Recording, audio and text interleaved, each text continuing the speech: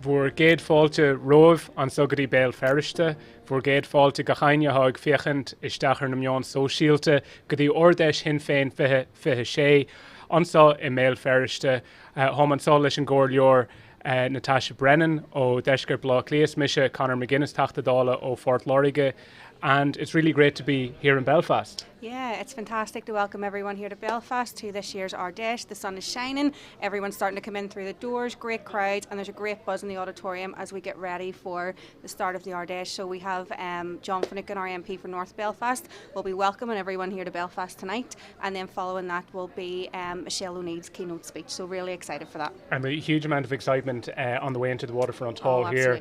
As you said, the sun is shining, so there's a lot of people milling around, people still coming into the hall here, getting the registration packs, delegates from all over the country, from every corner of Ireland, coming here, a whole host of international guests as well who are here for the weekend.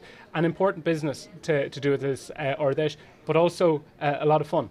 Lots of fun. We have a NACAP Lyric 3 Irish event later on. We have a great event with Lorcan Collins. You know, lots of really social things. A great chance for people to get together. And one of the best bits for me so far is getting to see everybody that you don't get to see from year to year right across the country. So catching up and chatting. And it's going to be great discussion over the weekend. And I think everyone's just really looking forward to it. It's really one of the best things about an Ardesh for me is you catch up, as you said, you meet with people that you haven't seen since the last Ardesh. It could be from Donegal, they could be from Louth, from Tyrone, from Kerry. You mightn't have seen them, you mightn't see them at other party events because they're from other parts of the country, but you get to see them, you get to have those chats, to check in other areas, but also a lot of new faces. You know, there's always a lot of new young people coming into the party and coming to the Ardesh. Oh, it's been great to see so many young people down the stairs coming here early, really excited, wanting to get involved. And yes, it's fantastic to see so many new members coming along.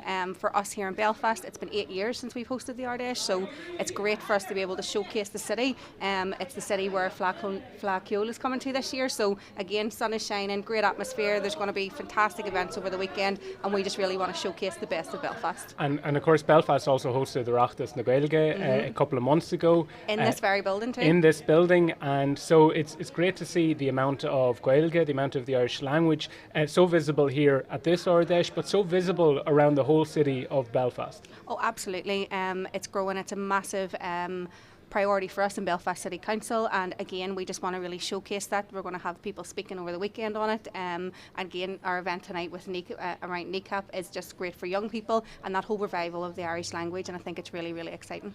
And of course, being at the Ardesh here in Belfast, we think back to 8 years ago, the last time I was here actually in the same venue, but we think of other Ardesh, and I don't know if you can remember your first Ardesh. Oh, I can. It was 2 years ago in Athlone, and it is the longest drive from here to Belfast, and I'm not the best driver, so I can remember that journey really well. But there was a massive buzz. It was something like I had never really seen before. A great chance to meet so many people across the party, meet so many interested visitors and special visitors, and I think that's what I'm really excited for new people today, especially, and this is a fantastic venue for it, and it's great to see so many people coming along, and the connections they're going to make will be ones that they'll remember year on year. And one of the key standout Ardeshina for me was 2016 in Dublin, the centenary of the Easter Rising in the city that fought an empire, Republicans from all over the country coming together, and a really, really special moment when we commemorated the events of that year of 1916, the 100th anniversary, and to be in the National Convention Centre. So the Ardesh, as you said, is always a chance for people to come together, but to get back to basics, to discuss where we're going, what we're about, and to come away with that enthusiasm and that sense of purpose as well. Absolutely, there's nothing else does it like an Ardesh. I think the positivity, and you can even feel the atmosphere and the excitement already. People go away motivated. They remember the back to basics, the why we're here, what we're doing, and what we're moving towards. And for us here in the north, we're heading into an election next year, so it's really important that we work together and kind of get back to exactly what we're meant to be here for, and fighting for our communities and equality and everything right across Ireland. And this year's theme is Building Ireland's Future. future. So it's going to be really exciting, some of the fringe events and the unity talks, and just getting that whole debate around what that looks like for us. And of course, lots of people here with lots of motions to discuss and opinions to share. There will be a lot of debates, but like we said, there's all these fringe events where there's an opportunity to maybe have a slightly different type of debate, where there's a chance to learn and to discuss things in a different way. And I'm really looking forward to the events this evening. There's a music event after the formal business is finished. There's also, and it'll be broadcast here on these channels, on our digital media channels, that interview with Jerry Adams, with Sean Ní Rathlig, my colleague in Leinster House, and that's coming up later on this channel, so stay tuned. I think is the message to people to watch that. Absolutely. When the main stage isn't on, there'll be lots of different interviews, special guests on this, so right across our social media channels you can tune in throughout tonight and all day tomorrow to listen to different people coming along and giving their commentary on what's happening, and the buzz in the room, and then also obviously our main speakers and all the motions that'll be going on over the next few days. So it's going to be really exciting. There's going to be a lot of interest and discussion, so stay tuned. Yeah, and for anybody just joining us here, this is live coverage of Sinn Féin Ardesh 2026 from the Waterfront Hall here in Belfast. I'm Conor McGuinness and this is Councillor Natasha Brennan, and we'll be bringing you into the start of tonight's Ardesh. And keep watching here to this evening and all day tomorrow as well on all Sinn Féin's social and digital media channels, where we'll be broadcasting the Ardesh. And Natasha and I and some of our other guests will be bringing you through some of the debates as well. Yeah, and some interviews with different characters throughout the next 2 days. So it'll be really exciting, both on stage and on here. So it's a great chance to listen in, get involved, leave us comments and let us know what you think. So we're getting ready here. It should be kicking off quite shortly with John Finucane welcoming everybody to Belfast. People are coming into the auditorium. We can see in the background it's starting to really fill up. People are registering downstairs. There's just a real buzz throughout the centre this evening. Lots of exhibitors setting up as well. I'm really excited to go and chat to them and see what around that part as well, and then obviously some exciting fringe events over the next few days. And people will be familiar with the Ardesh setup of the main stage, delegates sitting in the auditorium, voting on motions and keynote addresses from leadership figures in Sinn Féin, including Mary Lou MacDonald giving a keynote address tomorrow, Saturday at 6:30, and that'll be broadcast again on Sinn Féin's digital media channels, but also live on RT1. That's kicking off at 6:30. But what people at home mightn't realise is that there's a whole host of other activities and events going on the fringes of the Ardesh. And you mentioned the exhibitor stands, where we have campaign groups, where we have trade unions, where we have agencies combating poverty, standing up for equality, that are raising a whole range of issues that exhibit here, that take the opportunity to highlight the causes that they're working on. And then there's that whole host of fringe events, including a whole Cathrún Gaeltachta, an Irish language quarter here within the waterfront. First time here, so that's really exciting, and a chance for people to even go and learn a couple of focal. So I think that's a really lovely addition. There's more fringe events than we've ever had before, so it's again more chances for people to get out and get involved in wider discussions, as you say, maybe not in that formal kind of stature that would be at the main stage, but a chance to get out, discuss, learn from others as well. And then the exhibitors is just a great chance for both representatives and activists to go along and find out more information and have those informal chats. So loads of opportunity for discussion and debate right across the ICC all weekend. And I think we really encourage people to keep tuned, to keep watching this live feed being broadcast across our digital media channels, but a huge opportunity for people to have their say as well, to comment during the proceedings, to give their opinion.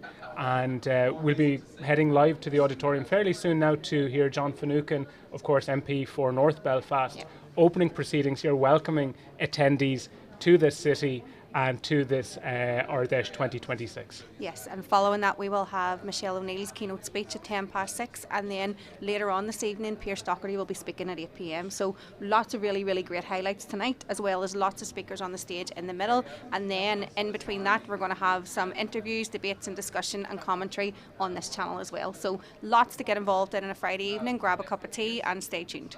Yeah, and I think a lot of people looking forward to hearing from Martina Anderson here as well in the live feed section, where she will be discussing a host of issues, including that theme of this Ardesh and Ireland's future. Yeah, fantastic. I can't wait to hear Martina as well.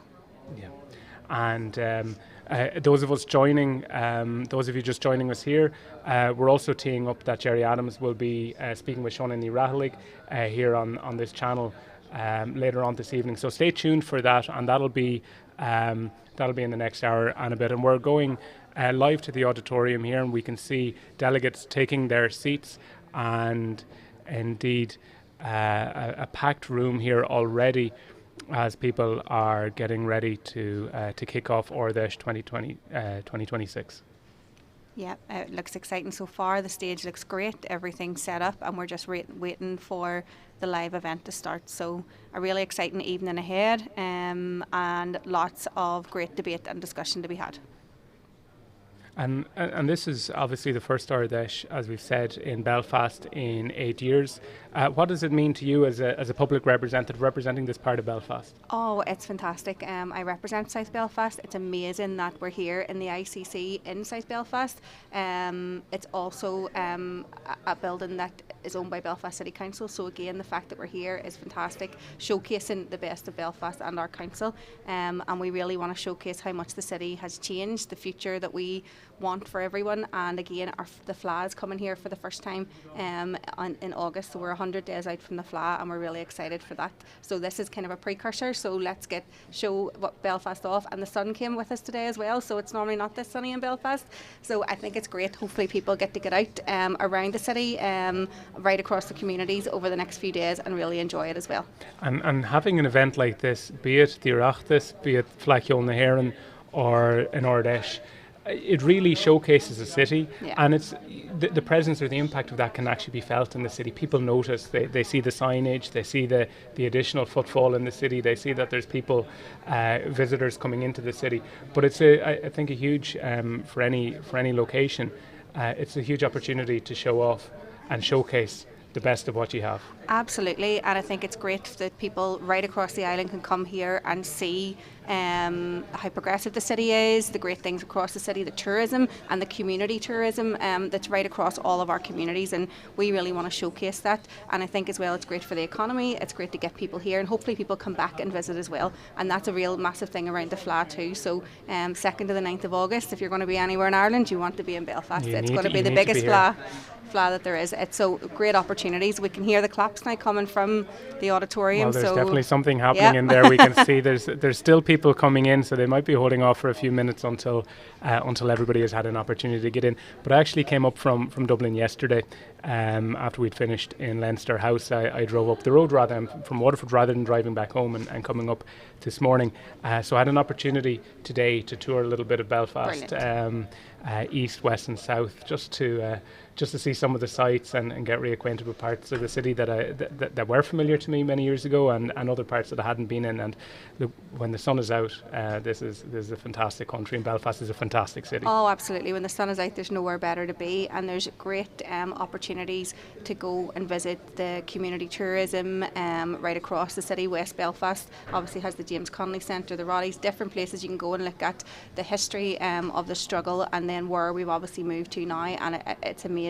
Right across between east, south, west and north Belfast, many fantastic projects, and I'm glad everybody is here and able to see those over the next few days. And a shout out to Culturlan Macadam O'Feach for fantastic lunch as well. Great beautiful place. Food. And you can pick up a book or a t-shirt or a bag in the shop afterwards. Fantastic place, and again just showing the change, the progressive and positive change that has taken place in Belfast over the last number of decades, and the presence of the Irish language in this area as well. Yeah, absolutely. Gaeltacht Quarter is a fantastic place to go. Lots of great opportunity and lovely food as well, right across the area. So yeah, lots of great places for people to go. City Centre is buzzing today as well, and obviously we're just excited for everyone to be here. Yeah, and it's going to be a very busy 2 days here at the Waterfront Hall. There are so many sections where debates will take place, where there will be motions. There's also elections taking place within Sinn Féin for the Ard Fheis. So a lot of people, and huge credit to them, have put themselves forward to lead this party. And of course we have a collective leadership in our Ard Fheis. And so that is a really part of the internal democracy of Sinn Féin, as well as voting on motions, setting policy and priorities, but also electing our leadership every single year. Yeah, and it's great that people have put themselves forward, but I think also all of the people behind the scenes that have organised this event, that are organising and following the democratic processes in the party, there's a lot goes on in the background that we sometimes don't even see. So I think to put something of this size on, to accommodate this amount of people with all the different activities over the weekend that's happening, I think is just amazing. So a massive shout out to everybody that's been involved in organising this event, because it is no small feat, I would imagine. And many people who don't come to the Ardesh, who won't be delegates this year, haven't made the trip to Belfast, but have been instrumental in putting together motions. For example, every common, every Corley counter, each structure of the party has that opportunity to make a proposal, be it on workers' rights, be it on rural affairs, be it on international issues, the environment. They have that opportunity to put forward motions that end up on the floor of the Ardesh, that can be debated and voted on there. So it's there's a process here. It's not just one weekend in April. It is a process that leads up to it, where there's discussion and debate taking place at every single structure of the party, from locality up to county level. Absolutely. And up to Tógáil level too. And it is a real grassroots approach to democracy, I think, that it goes through all those different structures to get to where it is today. And I think people really appreciate that, because everyone has their say and has that opportunity to have their say. And again, the people in the background that have to pull all that together, as you say, it is a massive piece of work that ends up in this great 2-day event. So we really appreciate everyone within the party, really appreciates the work that goes on behind the scenes to make this happen. Yeah, and of course, we see it here from the registration tables at the entrance, to people making sure that you're not getting lost in this in this big maze of rooms, and you're from here. So how does it feel for the rest of us here, trying to you go one place, and then when you're trying to find your way back, you're wandering into different rooms here. A huge amount of press and media interest, of course. So there's a big press room here with journalists from all over Ireland, and international press as well here. There are observers, there are members of the diplomatic corps here as well, who are observing. That's normal at an Ardesh. We have international visitors. We have visitors from the Basque Country, from Palestine, from South Africa, from Cuba, from many other countries here as well, and all very welcome. But like you said, a whole host of people working behind the scenes, very busy, hard to even get a word out of them now, because they're so focused. I'm really afraid to ask them a question. Yeah, you feel bad for asking directions, because they have a million jobs here just to get everything taken over, to get people into their seats as well. So many logistics go into the background of this, so a lot of work's went into it, and you can really tell that when you're here. You can see everything from the signage to the booklets to every part of the packs and the registration. They've just tried to make it so easy for everybody and so welcoming, and I think that's really felt right throughout the event. So I think it's a great start to a fantastic 2 days. And of course, Sinn Féin's membership is open to anybody who agrees with our aims and objectives, and that is to create an Ireland of equals, to unite our country, to bring about that Republican vision of equality, of solidarity and freedom. So if people want to join, they can go on to sinnfein.ie, and then what happens? It's really simple. It's a really simple form, and that gets filled in, and then someone will contact you from the local area. So it's very personal, and I think if people are tuning in over the next 2 days, if you find something you think that's really for me, or I'm really interested in that, get in touch through the website, and someone from your local area will actually contact you. And I think that is the only way that change ever happens, is when people get involved, when people see what needs to be changed, and then take the crucial and critical step of actually getting involved in something that can bring about that change. And that's what we're trying to do here in Sinn Féin. That's what weekends like this are about. It's about equipping ourselves, preparing ourselves to bring about that change for a better future that we need.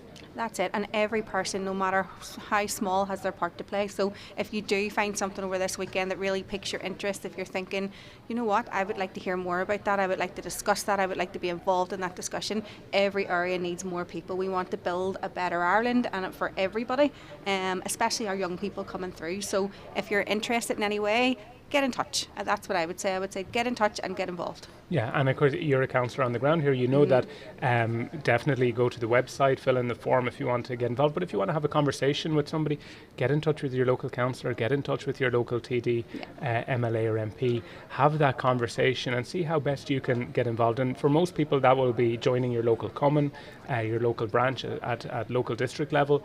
But also then there are other structures in the party like our Corley Counter and our Corley Cuiga at the county level, at the provincial level as well to get involved in. Yeah, and every councillor, every MLA, MP, TD will have social media, so they're really easy to contact through that, or you can Google people and get their contact details, and they will be more than happy to sit down, have a chat and talk through maybe what you want to get involved in. So it's going to be an exciting 2 days for anybody that is interested. You can tune in really easily across all our social media channels and then get in contact with us, let us know what you want to talk about and maybe what you're interested in. So really good opportunities. We can see now again on the screen the room is really filling up, so we'll be hopefully starting very soon. And of course, we have a huge team of public representatives right across the state. So we have fantastic activists involved in the party at all levels and in all ways. But we have public representatives elected to councils, elected to the Dáil and to the Seanad, to the Assembly. We have MPs, we have MEPs as well. So if there are issues of concern to people who are watching here, if there are policy issues that they want to make suggestions on, if there are elements of the debate here that they feel strongly about that touches on their lives or their experiences, then get in touch with the party, but get in touch with our public representatives. I think that has to be a key message as well, be that something in your locality, or be that a matter of national or international policy. We have a huge team, a huge wealth of experience within Sinn Féin, so get in touch would be the message I'll be giving to people. Absolutely, with any of our offices, you can message us, you can email us, you can ring, whatever is easier for you. Get in touch, let us know what your issues are. We pride ourselves at being a party that is on the ground, that is out in communities, and we really want to make sure that we're speaking up for our community. So please let us know what your issues are, please get in touch, and let's work together. And of course, anybody watching the live stream here of the Ardesh on Sinn Féin's digital media channels, you can comment below, you can have your say, you can be in touch with us here as well. Yeah, and it looks like we are nearly ready to get started. Just filling up the auditorium here. We can see the stage. It's looking quite packed too, so everything looks great so far, and I think we have a really exciting night ahead. And I can see Padraig McLaughlin Todhchaí from Todhchaí from Donegal going through some housekeeping there, pointing out exits and all the other items that are really important when you have an event of this scale and this size there on screen, as we're getting ready for the opening and welcoming address from John Finucane MP for North Belfast here at this Ardesh 2026 live from the Waterfront Hall in Belfast. Yep, and we can hear some more people going into the auditorium, clearing out where the exhibitors were. There was lots of people earlier on getting a cup of tea, catching up, chatting, and there'll be lots more of that this evening as the night ticks on. So we have a fringe event, I think, around 7 p.m. Around learning Irish.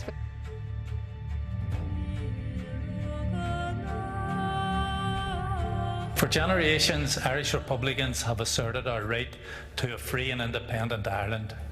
In the late 1700s, the United Irishmen, inspired by Wolfe Tone and others, rebelled to create an island free from sectarianism, hatred and division, uniting Protestant, Catholic and dissenter alike. It was here that Irish republicanism, as we know it, began. Groups like the Fenians and the Young Irelanders kept the flame and ideals of republicanism alive throughout the 19th century. In 1916, brave men and women stepped forward to face the full might of the British Empire, fully aware of the cost, yet determined to fight for something better. Irish men and Irish women, in the name of God and the dead generations from which she draws her old traditions of nationhood, Ireland, through us, summons her children to her flag and strikes for her freedom. Many were killed, including the 16 executed leaders, whose legacy and vision still rings true today. Later, partition was imposed, and two conservative states emerged, dividing our country and its people. But the dream of a 32-county republic lives on. In the late 1960s, after decades of political and economic discrimination against the Catholic population in the north, these pictures were taken in Fintan, County Tyrone, not in order to arouse national or social hatreds, but in order to expose part of a system of discrimination imposed with the connivance of the British government. It is imposed in order to maintain partition against the wishes of the majority of the Irish people. Conflict erupted once more. We remember all who fearlessly struggled and gave their lives for a united Ireland during this period, especially the hunger strikers of 1981, led by the gallant Bobby Sands. Their courage ignited a movement that made political and social change unstoppable. Today, Sinn Féin stands as the largest party on this island. Mary Lou MacDonald leads the opposition in the 26 counties. Michelle O'Neill serves as First Minister for all, and a state carved up to prevent such a day ever happening. Peace! Hey! Hammer! Hammer! Hammer! Our activists work daily to unite our people and to build a stronger, fairer, free Ireland. From Tone, Markovich, Connolly to Sands, Farrell and McGuinness, the baton has been passed. Now it's this generation, our generation, that will deliver the 32-county republic. As Jerry has said, if you want freedom, go out and take it. Organise, mobilise, unite for your rights. That's the task before us, to finish the journey, honour those that have come before us, and build a better country for our children and our grandchildren. Let's give them the Ireland they deserve. Sovereign, united and full of promise. An Ireland with rights and equality at its core. An Ireland worthy of her patriots. Le Chéile Déanamh é.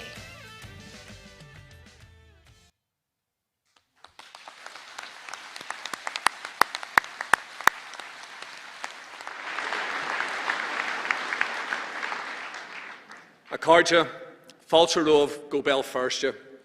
You're all very welcome to Belfast, the best city in Ireland. It's an absolute privilege to open the 2026 Sinn Féin Ardesh here in my home city today. The first time we've gathered here in Belfast since 2018, and we have been on an extraordinary journey since then.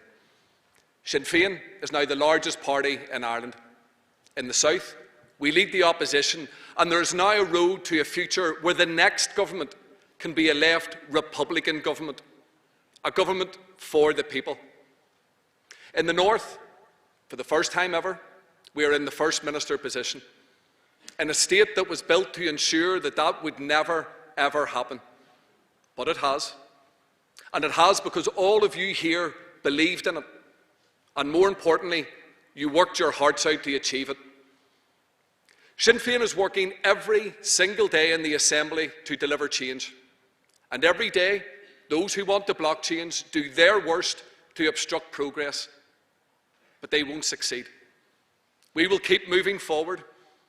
Just like the campaign for Act na Gaeilge, something that began with incredible grassroots energy, with campaigns like Dram Jarrag, and with people who simply refuse to be told, not now or not yet. It's Gulhun Kin Sin, Gulhun Kin Fear. That is progress, real progress. And nowhere is that more visible than right here in Belfast. Since we last gathered here, our party has grown in strength, in confidence and in representation. I was very proud to be elected as an MP in this city, and alongside that, we now have our largest ever Sinn Féin team on Belfast City Council with 22 councillors. Here in Ireland's second city, you can feel the change. Belfast today is a vibrant, modern, European city, full of energy, full of creativity and ambition, a city that is looking forward, not back. And that progress hasn't happened by accident. It was built by activists, by communities, by the people here now in this room, people who knock doors in all weathers, people at the heart of their communities, who organised when it wasn't easy, who stood firm when progress felt slow or uncertain. And that's worth recognising, because whilst we rightly celebrate how far we've come, we also know there is much, much more to do. More to deliver for workers, for families, more to do on housing, on health, on equality, and more to do to build a new united Ireland, a united Ireland for everyone. Tá another folks rowing. The work is still ahead of us. And that's why this Ardesh matters, because this weekend is about energy. It's about ideas, and it's about bringing our entire movement together to focus on what comes next. This is also our first Ardesh since the Commission and Party membership and organisation. And we listened carefully to what our members told us. They wanted more opportunities to engage, more space to connect, more than just what happens here on the main stage. So right across this weekend, you'll see that reflected in a fantastic programme of fringe and social events. And I, again, want to take a moment like Padraig to acknowledge the exceptional team who have worked incredibly hard to bring this Ardesh together. They've delivered an outstanding programme over the next 2 days, and they deserve our huge, huge credit.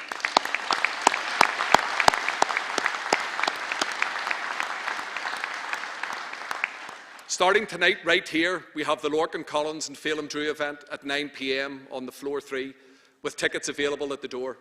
And across the venue, you'll find the pop-up Gaeltacht beside Hall 2, a great space for conversation, for Gaeilge, and importantly, for a bit of crack. There's bespoke Ardesh merchandise available in reception, so make sure you call in. And for those taking part in the Fringe programme, we've the Kneecap Lyrics Workshop at 7 o'clock tonight, alongside the United Ireland Fringe, the International Fringe, the Youth Fringe, and the Gaeilge Fringe taking place tomorrow. So I'd encourage everyone here, get involved, meet people, share ideas, enjoy the weekend, and enjoy this fantastic city. Because at its heart, that's what this Ardesh is about. It's about unity. It's about momentum. It's about confidence in where we are going. And it's about building Ireland's future. Because when Sinn Féin is organised, when we are united, and when we stay focused on delivering for people, there is no limit to what we can achieve. So let's bring the energy this weekend. Let's make it count. Agus Bunagi, Sultas and Ardesh. Acardja, it now gives me great pride to introduce a leader who has helped shape this moment. A leader whose election as First Minister represents a profound step forward in the political journey of this island. I want you all up on your feet. I want everybody up on their feet. Because let's make as much noise as we can as we welcome a history maker, our Lasugdaron, the First Minister, Michelle O'Neill.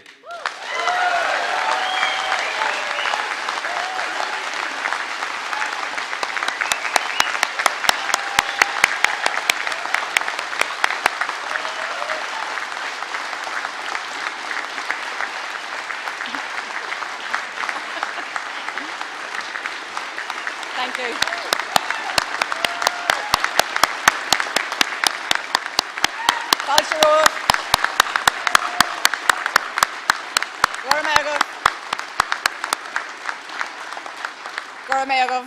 You certainly put us off to a really good start, and you do my heart good, so thank you for that. Falcharovalig, Ahardja, Ta'ahasorum, Ave, and Shaw, Anocht. I am so delighted to join you here this evening in Belfast for this year's Ardesh. One of the biggest in recent years, and I think the crowd tonight speaks to that. And that reflects, I think, the growing belief and confidence within Sinn Féin activists right across this island. How fitting that we meet tonight on the anniversary of the 1916 Rising. I'm proud to be among the people who drive this movement, who carry it into every community and move our shared journey forward. And that's you, our activists, our members, standing up for what we believe in, building momentum in every community. And every mile that we have travelled, we've travelled because of you. Ganshin, Nive, Widge and Shaw, you are the engine of change. We're gathered in a city that is so synonymous with political change on our island, stretching back over many centuries to McCracken Tone and the foundation of the United Irishmen and Women, and weaving through every generation since. And Aharja, that revolutionary spirit still burns as brightly today. It is that vision that proclaimed at Cave Hill that continues to bond the generations of Irish Republicans and serves as a real inspiration to the Ireland that we envisage, one of equality, one of justice, and one of freedom. And it is that ethos of building a future where we all live side by side in respect, in solidarity, that is the bedrock of my work as First Minister. For the first time in the Northern State, an Irish nationalist, a Republican woman from Tyrone, is First Minister.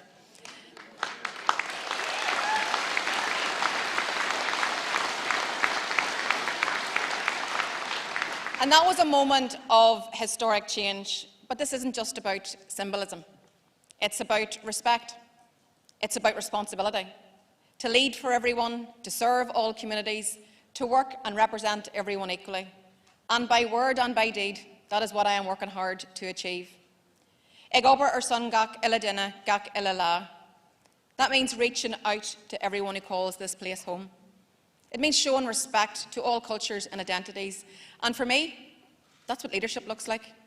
That's the leadership that our children, our grandchildren and future generations deserve. They deserve today as political leaders to be brave, to be bold and to reach well beyond our comfort zones. And when that feels uncomfortable, indeed especially whenever it feels uncomfortable. In 2026, we judge ourselves by the Republican standards of equality for all, respect for all, dignity for all, and a better future for all. What we do is build bridges rather than barriers, when we bring communities together rather than inflame division. And we are determined to ensure that all of our children, whatever their background, will grow up in a world that is better than we did. And I am the First Minister for Equality, I am the First Minister for Hope, and I am the First Minister for all.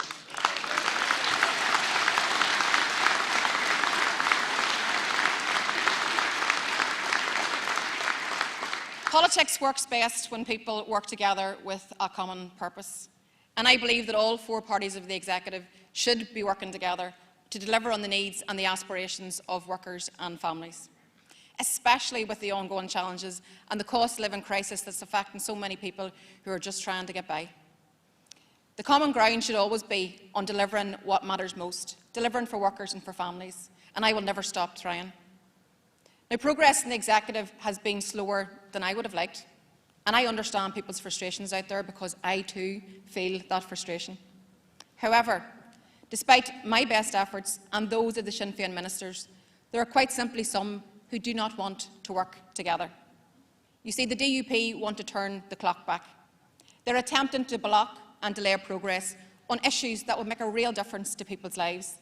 They want to drag society backwards. They continue to deny people their rights. They attack everything to do with Irish national identity. They yearn for the days of unionist misrule. But here's the thing. Those days are gone. We are not going backwards. We are only going forwards, and people are way ahead.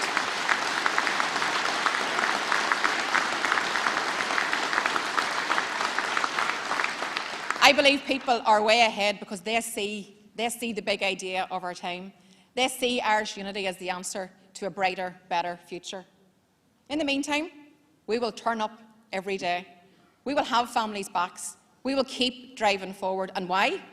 Because workers and families and communities deserve better. We will work to reform the institutions because they have to work for people.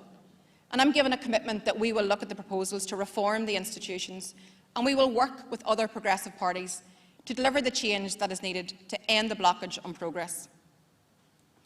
Now, despite the clear limitations in the powers of the Executive and the Assembly, Sinn Féin ministers and our whole team have been working tirelessly to deliver progress. Under our Economy Minister, Kiva Archibald's stewardship, a new chapter is being written for workers, families and communities. No longer will cities, towns and communities west of the Ban be forgotten. And no place is that more visible than in Derry and the wider North West. Millions of pounds have been invested, enormous growth of the Magee University campus, more in the last 2 years than the full decade prior. Regional balance isn't just a glossy slogan. It's a defining aspect of our work every day. The all-island economy is flourishing like never before, and we are building a fairer economy with workers at its core, which is why Kiva Archibald is delivering the most progressive workers' rights legislation anywhere on these islands, and I commend Kiva for that.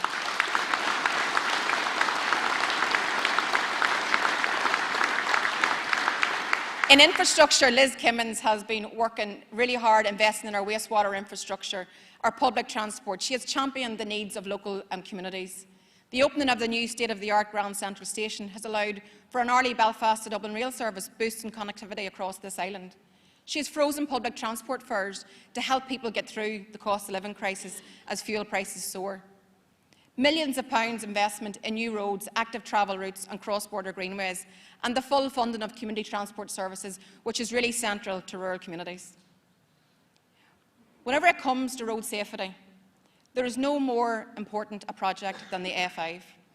Too many lives have been lost on that dangerous stretch of road, and it has left families and communities torn apart and heartbroken, mourning the loss of a loved one. The A5 is and remains an absolute priority for Liz, for me, and for the people of Tyrone, Donegal, Monaghan and further afield. And we will leave no stone unturned in making sure that the A5 is built.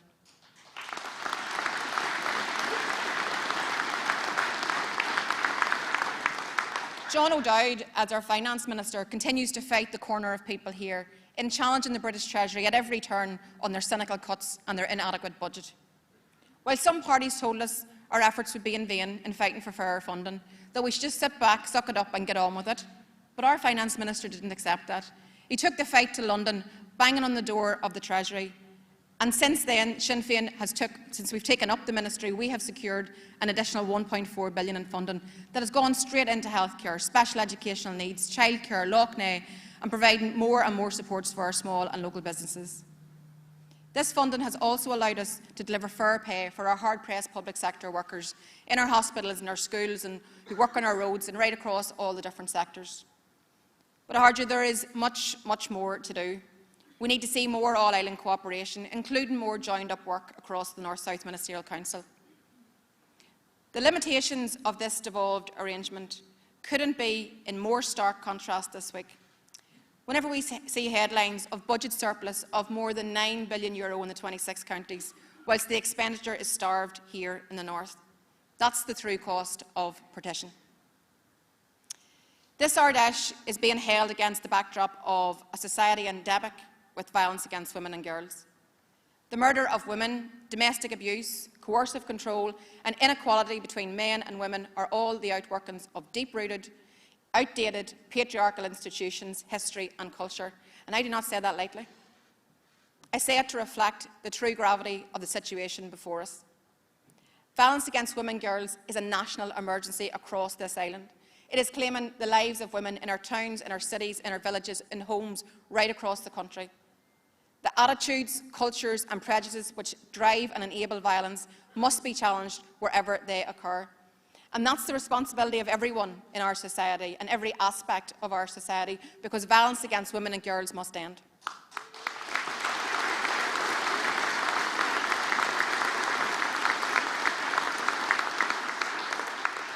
I'm really delighted to say that since the last Ardesh, Ac Gaeilge is now firmly in place and the first ever Irish Language Commissioner has been appointed in the north.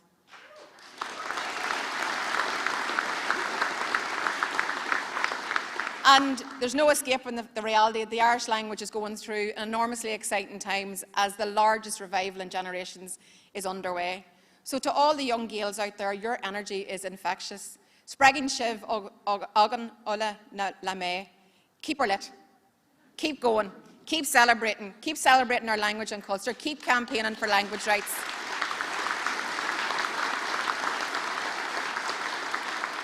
And in the words of a very well-known Irish rap group, C-E-A-R-T-A. Lanny Leva Carja. We have also seen progress on Casement Park. Diggers are now on site and work is ongoing to prepare for the building of the new stadium. It's long overdue that Antrim and Ulster Gaels had a world-class stadium that reflects the spectacular growth of Gaelic games and the scale of their ambition. So we will continue to work with the GAA because Casement Park will be that home for our Gaels, and Casement Park will be built.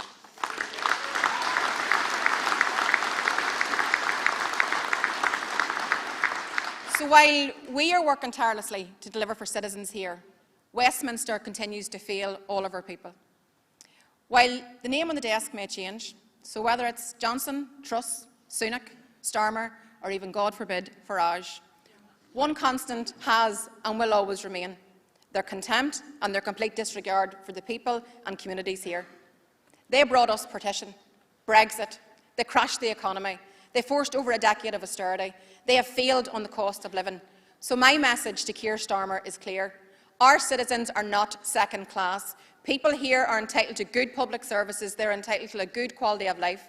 They deserve respect, investment and equality. We reject your underfunding and your neglect. We reject your political choices that prioritise weapons of war over people. Our health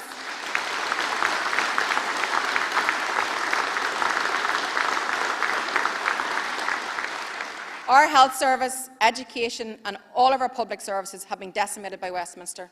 And we saw that just a few weeks ago whenever they stripped out funding without a care in the world from local community groups. No thought given to the people who literally rely on those services to get by, or the local communities or the workers themselves. Decision after decision made in London shows clearly that they do not care about people and communities here. And the complete refusal of this British government to cut fuel on heating oil, on petrol, on diesel, or do anything of substance to help people through the cost of living is completely and utterly shameful. While families struggle to heat their home, while workers struggle to put fuel in their cars, and while people are genuinely pushed to the brink, what's the response of the British government? To dramatically ramp up spending on weapons of war to the tune of billions each year. Whenever the global response should respect international law, diplomacy, dialogue, not rearmament, not militarisation. It's not just the people here who can see beyond the shackles of Westminster. In just a matter of days, we could witness more seismic and historic change in the elections in Scotland and Wales. And for the very first time in history, there is a possibility that there could be 3 nationalist, pro-independent and pro-self-determination First Ministers. And what does that tell us? Taisí Anam Don Athru, the people in Ireland, in Scotland and in Wales now more than ever are asserting their desire for independence. Their union is cracking at the seams, and I want to extend solidarity.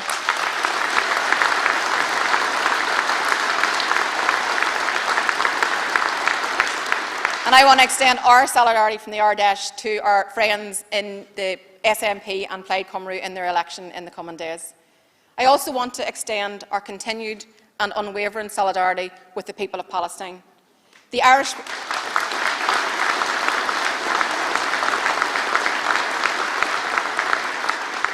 people stand with you. We will never, ever be silent. We will continue to amplify your voice, your experience and your struggle. We will stand with you every step of the way until the cruel system that sustains the illegal occupation and apartheid is brought to a long overdue end and the Palestinian people are free. Saoirse Done Palestine.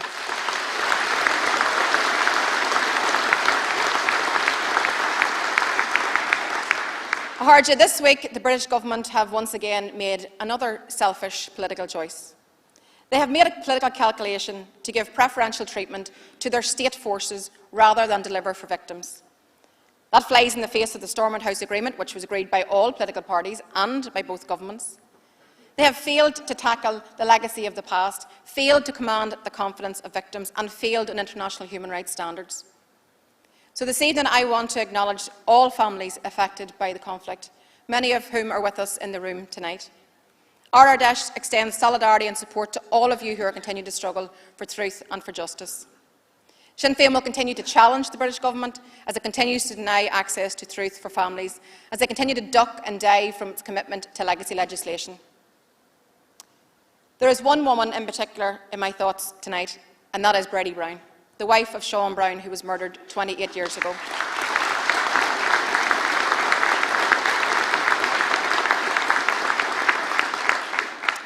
The tenacity, courage and resilience of Bridie Brown and her family is an inspiration. But it is cruel and it is grotesque that in 2026 the British government drags Bridie, a woman who is nearly 90 years of age, through the courts just for seeking truth for a loving husband and a father. So our Ardesh extends a huge warm welcome to the members of the Brown family that are with us here this evening. You are most welcome.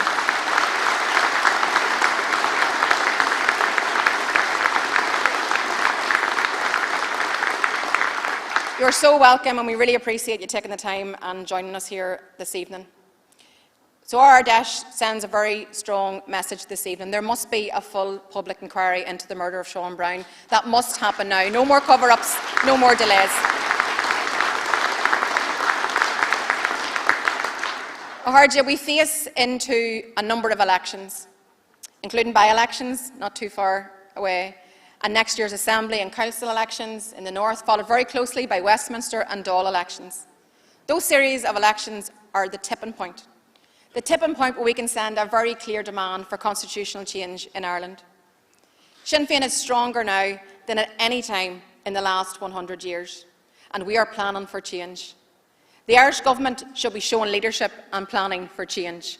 The British government need to face up to the realities that people want and can govern ourselves in our own interests. People in Ireland can almost touch the opportunity that's in front of them. Tapish and Jesh Shin. So it's time the choice was put to the people. As we approach 30 years of the Good Friday Agreement, we want the fulfilment of that agreement, because partition has failed all the people of Ireland, orange, green, nationalist, unionist or other. It's time to end that partition and to start a new chapter.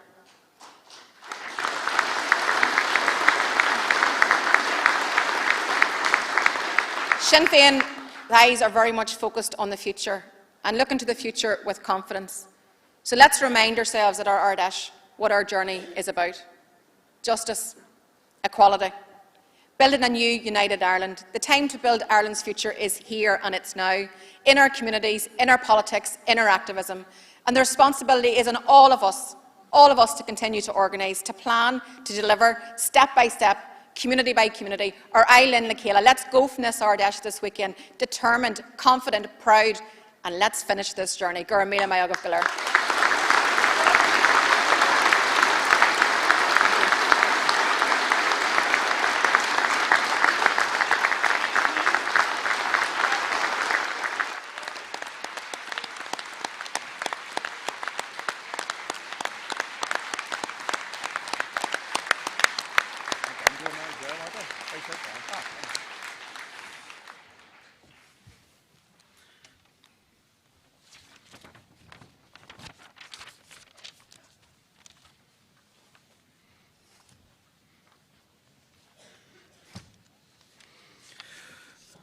Okay, Karja, so we're now going to commence the first section, powering our movement, activism and action. So that's motions 1 to 9 in your Clara, motions 1 to 9. I see the list of speakers, the row of speakers gathering up. So people, we're not going to welcome people. You have 2 minutes each to speak. I'm asking you to think of it's a long queue of people who are looking to speak. I'm asking you to think of everybody who's behind you. So please stick to the 2 minutes. Can we have silence in the room, please? Can we have cuteness in the room, please? Gornamagat. So there's also a new system, folks, an amber system.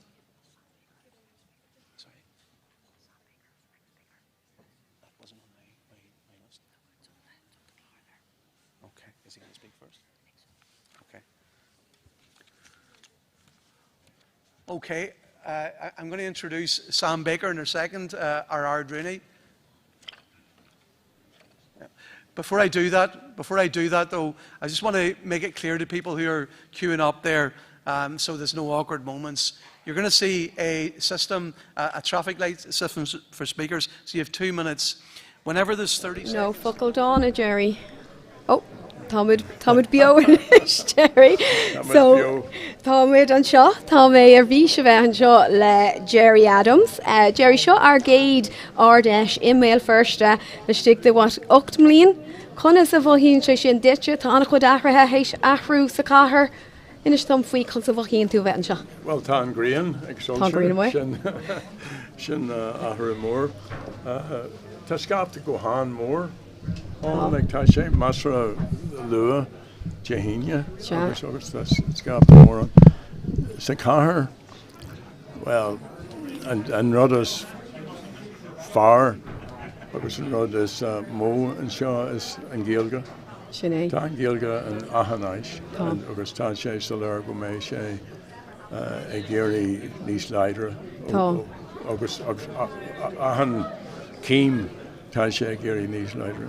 Tá agus tá an dulchan cin á dhéanamh ahain le stick den 40 ó héh an Gaeilge de tá ifiga náisiúnta na Gaeilge ahain le brona agus tá obair den scoth á dhéanamh eici tá sé arás. An meid tú ag freastal a réon duna óchádaí sa Gaeilge thar an deir seachtainna Jerry. Well, má sean sogam sa bé mé ag an caharú Gaeltacht agus tá coppla múltaí an faoi an Gaeilge fásta ar an chlár, but an peer group bhil a gomsa, tá méid cantíníalga a gúnaí.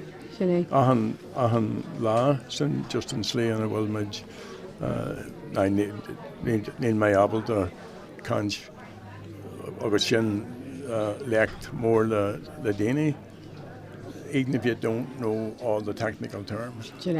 Yeah. Just be me a coupler until the Dani, never ever say cheerio again. Yeah. Just say slang. De godirgé derm sé sin le mo chuid fáistí féinú tá Gaeilge lífa acu ach ar dúspóir bhí nóire orthú dírit agus gur maithagad a rás na siopí, bud inis tarlíonn sé go nádúrtha. Well, and sort of essa gomsa gan airs ar bí nuair bíam ag gáil rodí sa siopí agus ar gur magad a lán daine ar fáiltear. Sinné. Tá sé Harbh tábhacht aon focail atá ar úlas agad just úsáideí anna bha. Agus Jerry Coola mé go bhfuil tú hang on, bhí ceist agam. Actually, inis dom is sean atharthú. Inis dom faoi a bheith iad sean athar an bhfuil deis agat leir as Gaeilge lena garfáistí. Yeah, tá is muncher an ceann is sinna dríitla is muncherí tú bíon ag cantíníalga a gúnaí. Tá na paistí eile ró óg, but tá muid ag canteachan lá. Tá heismarí go hán leidir leis an Gaeilge agus go háirithe a bhamaí ráising is muncher í fásta. Múntear Gaeilge nó múntear no, múntear Gaeilge. Múntear Gaeilge. Ag cáis de firsta. Arás, anna bha. Agus Jerry an bhfuil aon it is nua agat ag teachtamach le déine. It is béla bia. No, níl. Tá muid rógróthach. Rógróthach. Tá tú an gnóthach leis an fachtas don ar aontathe an bhfuil aon nuachtas déine chud istá gaiirí leat ó thaobh an fachtas sin do. Well, by Fringe meeting on Amara ag híana clog. Agus by sé Samuel mar tá lór nua amach for and against Irish Unity Fenton O'Toole as an Irish Times agus Sam McBride as an Belfast Telegraph. Agus tá Sam ag Coran Cass in Eden ar aontathe agus tá an Farala ag Coran Cass Fahonia ar aontathe. So by chance ag an Fringe meeting sin daoine a canch. So big size díspóracht ag an anna bha. So big sé sin Harbh simúil an dótaobh a chlustáil anna bha. Big sé sin Harbh simúil agus so inis dom an bhfuil aon nuacht eile is déine agat Jerry. Ein podcréil. Tá logan scéal. Tá logan scéal. Tá lorig scéal. Inis dom faoi an podcréilte an topic is déine atá á phlé agat ar do podcréilte. Well, by my councillor far scríb leor faoi Rory O'Connor. Carclór. Agus by my councillor George Shannon an tanamatár ar an úidir. So by me ag anaway a couple of seachtain. Team made a sin just Neil may row burra halfway in podcast, just Tá if we brew Richard Macaulay Anna Bogus Grace agus Dini Ellis Roses. Cé comminich a déanaan tú iad. Cé comminich a bhfuil ort an pod creaalta dhéanamh. Just Urlháin ahan seachtain. Orsa seachtain. Bhí me a Harvard na bhíseach just a chaint an seo ar fa den óméid Jerry ní vis go chunas a déanaan tú é ar fa seachtain. Agus inis don bhfuil tú confrastal ar an fringe event le na lyricí do kneecap. Ní bhfuil si léir rólas agat. As far more agamsa, as far more measure ó kneecap. Beidir bé mé an, but bé méid bula leis daoine ó Africa Haas agus Palestine, daoine ó an Escadí, Catalonia. So bé méid ag gra ó séisiún go séisiún má sean agamsa bé méid ag an rud kneecap fásta. An bhasa tú thar bheith an óthach an bhfuil éon leabhar nua ag teach amach agat. Yeah, tá mé just a cur quick. Leor dar a bhanam unlawfully detained. Okay. So tá is just a cur an validation the héile just a new. Oh, an okay. But ní bé sé cric na hrútí an seachtain seo hugging. So tá sé faoi an glí. Nar a hannig na Sasnig and Shaw, Durche, Goroshiad on the barbarians to civilize. Okay. They came to civilize the barbarians. Yeah. So they made this lawful. So any of us who stood against that, going back over the centuries, we were the outlaws, we were outside the law. So Tan Yorig or Uranta Shin, Uranta Staru August and na lehenda tá bhín fásta. But ní bé sé amach go dtí béidir dúrú an bliain seo. Agus tá fear sin ag rá. On a 3 to 5 year cycle. The party leadership proposes that a biennial Ardesh will be complemented by a full national strategy conference every alternate year. The lack of structured members' debate on strategy was a criticism voiced during the Commission process. So this means that the party will continue to convene on an annual basis. This proposal, comrades, to move Ardesh onto a 2-year cycle will strengthen, not weaken, party democracy. If properly applied, those elected to Ard Fheis National Officer Board leadership positions from the floor of the Ardesh will be held to an even higher standard of accountability. The strategy conference every alternate year will allow us to track and review political progress. Comrades, the Ardesh is our sovereign decision-making authority. That's why this constitutional amendment requires 2/3 of delegate support. It is right that it should be so. This proposal is not arbitrary. It is considered. Comrades, it is aimed at increasing democratic accountability and ensuring our approach to both policy formulation and strategic debate are modernised and enhanced. In the spirit of our Commission's findings, I strongly commend this motion to the Ardesh.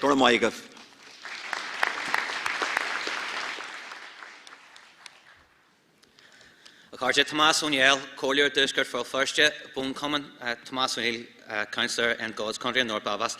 While on North just on Runa Cahar, August Susan and Gaelic Safari. I'd like to speak in motion 4 regarding Gohariha, Efigi Gaeliga, Irish language officers and local structures. Morcuz Larnock, Darwanialak, Kahi Virginia, Taka, who the forwards in the Gaeliga, and we Safobble, Roddy Yanam, which freed our Gorley Achilla, August and Imana Sohui, Akahariha, Aktashiri Hawakta. Goal early Janta, or one actually, Lalani and Shirai, Lakilu, Farchi, Komoy. As a central piece of our identity, we'll have to continue to support the development of the language out in the community. Something we do well through our local structures and our local councils and in the executive in the north. But it's essential that we replicate this on a local basis and continue developing the language within the party. Let's Molly Shaw, Faildenia Fragric, the Stees and structure actually, the country will focus our usage, Akalak, forwards in the Gaeliga, and as fashion and a Hodju Ward doing a leg. Rodata yi nagan lagan na nonariha pibli akohariha prior role in Shaw Comoy. Through this motion, there be an activist responsible for promoting the language within our structures, and this would ensure that we keep our focus on the usage, on the visibility and the development of the language. It would be a great benefit to us all, but additionally, we need to ensure that our elected reps in particular take a lead on this. So the TD in Shaw, the Shanadori, Emilena, Colliery, Dulgi Chalet, Orv, Augusogosha, where Gulch Gaeliga usage, Gabrodal, Galananock, or one Lehul. For the TDs, the MPs, Senators, MLAs, Corliers in this room, we all have a special duty. Use our language, use it proudly, consistently. Matanchanga or the Hillogat, Buenusi Chasti. If you've got it, use it. Monowalla couple of Fakalogat. Speak to the people in your local structures. Put the work in, give the language its place and the respect it deserves. Gan Changa, Gan Anam. We all know the Shanakal. Without the language, we've no soul.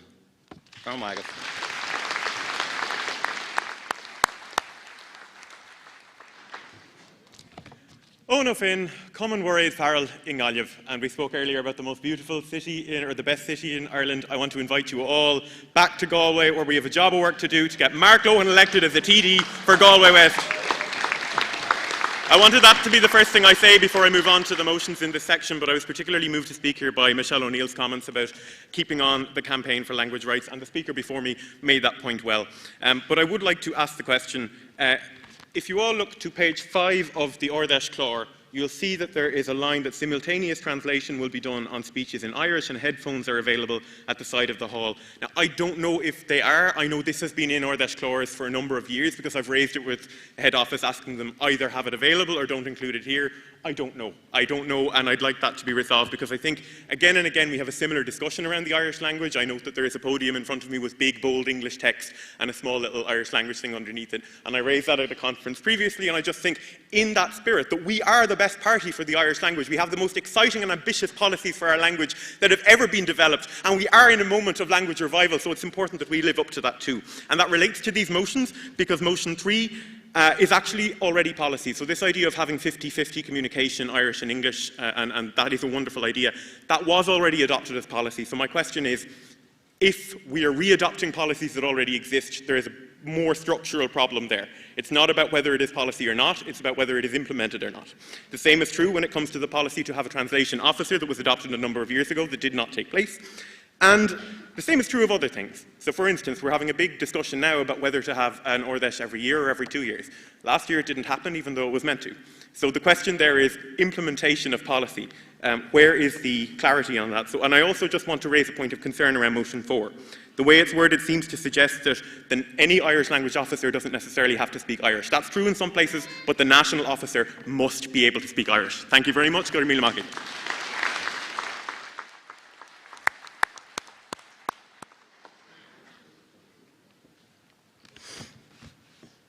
Dan Caton, Dublin Cuaige. I want to endorse motion number 7 and the amendment from the Dublin Bay North Corla Counter. I am one of a generation that has been crippled by the housing crisis, a generation that is concerned for our future, a future that has been damaged by the failures of Fianna Fáil and the legacy of brutal austerity imposed on our people by Fine Gael. We are looking for hope, for a leadership that will deliver a new, united and socialist republic that can deliver for ordinary people.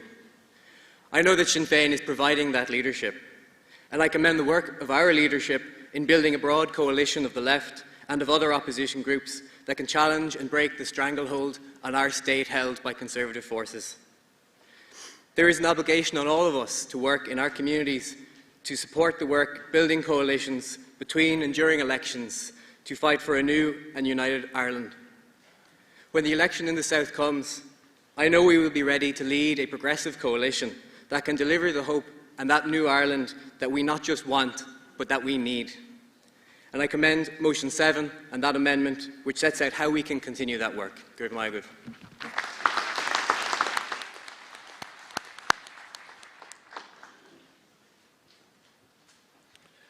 Cardja Michal McDonagh, Cumann Patrick Cannon, Balliach Lia, Agus Corla Carrack.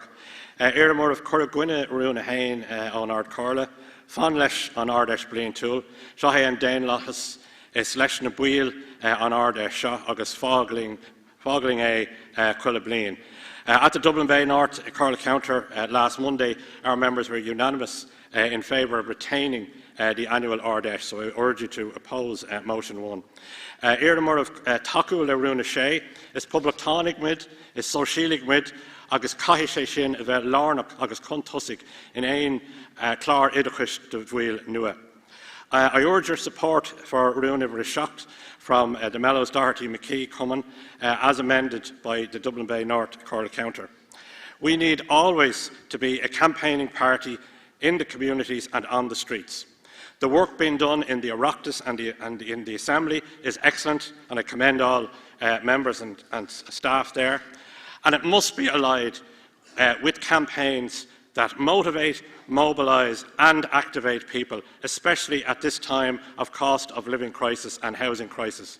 No vacuum should ever be left for the hate-filled voices of the far right to fill. As the largest party in Ireland, as the only All-Ireland party, as the party that unites urban and rural across the 32 counties, as the leading party of the left, we need to be taking initiatives and taking the lead. We should never find ourselves galloping or trotting after anybody else. It is up to us to lead. We represent the working people across the 32 counties, the majority on this island. So we need to work with communities, as the amendment says, with the trade union movement, with other left parties, to mobilise the working people that we represent in this country. If our motions, and all our motions, are to mean anything, and I mentioned in particular 120 on the crisis, the fuel crisis and the cost of living crisis, then we must mobilise, we must work together. Níneart go Corla Céile.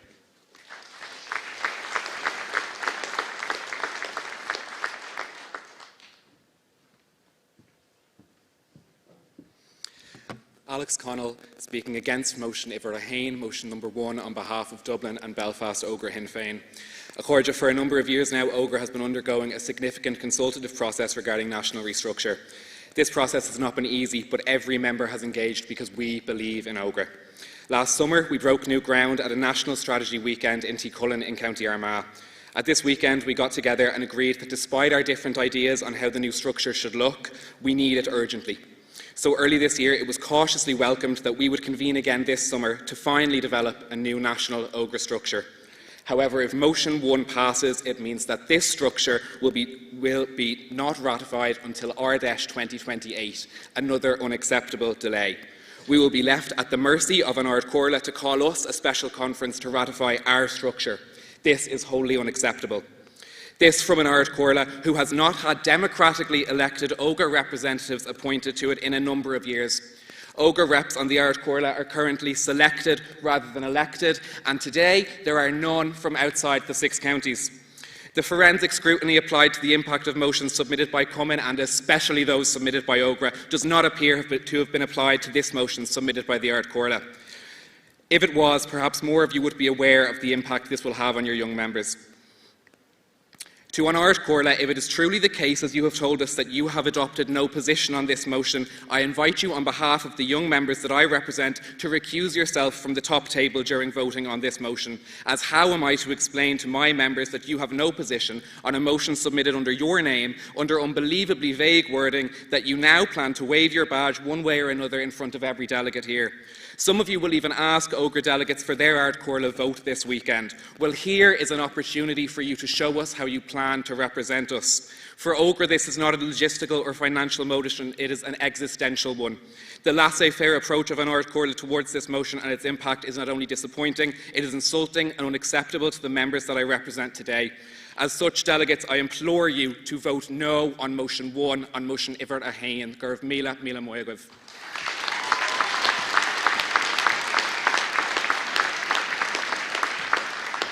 Gurv Malgo Cahirlock, Michael Lang, Brett Malach, Emma Cummins, Dorla Sela, speaking against motion Iver Hain. Comrades, I'm up here to urge you all to keep the Ard Fheis going every year. The world simply moves too fast. The world is moving too fast to keep our policies and principles sharp and relevant only every 2 years. I understand the reasons behind the idea. I respect the initiative. I respect the spirit of it. But the simple fact is the Ardesh has served our movement well through dark and difficult times for over a century. Now is not the time to take our foot off the pedal. Not when we are so close. Not when we are so close to achieving a united Ireland and a 32-county socialist republic. The Ardesh gives us strength every year. We meet our comrades and are reminded how big and how resilient our movement is. We are reminded how close we are to the goals that have been fought for generations and for over a century and beyond. I know all too well how much work is involved in the organising, particularly at local level, you can be assured, I know. But that's what keeps us sharp. Our annual Ardesh is what makes democracy in our party for each and every member, and in my opinion it needs to happen every year. We owe it to those who paved the way to drive at home now, not to take our foot off the pedal. Comrades, I respectfully ask you to vote no on motion 1. Finally, comrades, while I'm up here, I'd just like to extend solidarity to our Palestinian and our Cuban brothers and sisters as they face imperial and colonialism in the modern age. Again, comrades, I implore you to keep our Ard Fheis going every year. Respectfully, vote no to motion Ibra Hain for Margaret.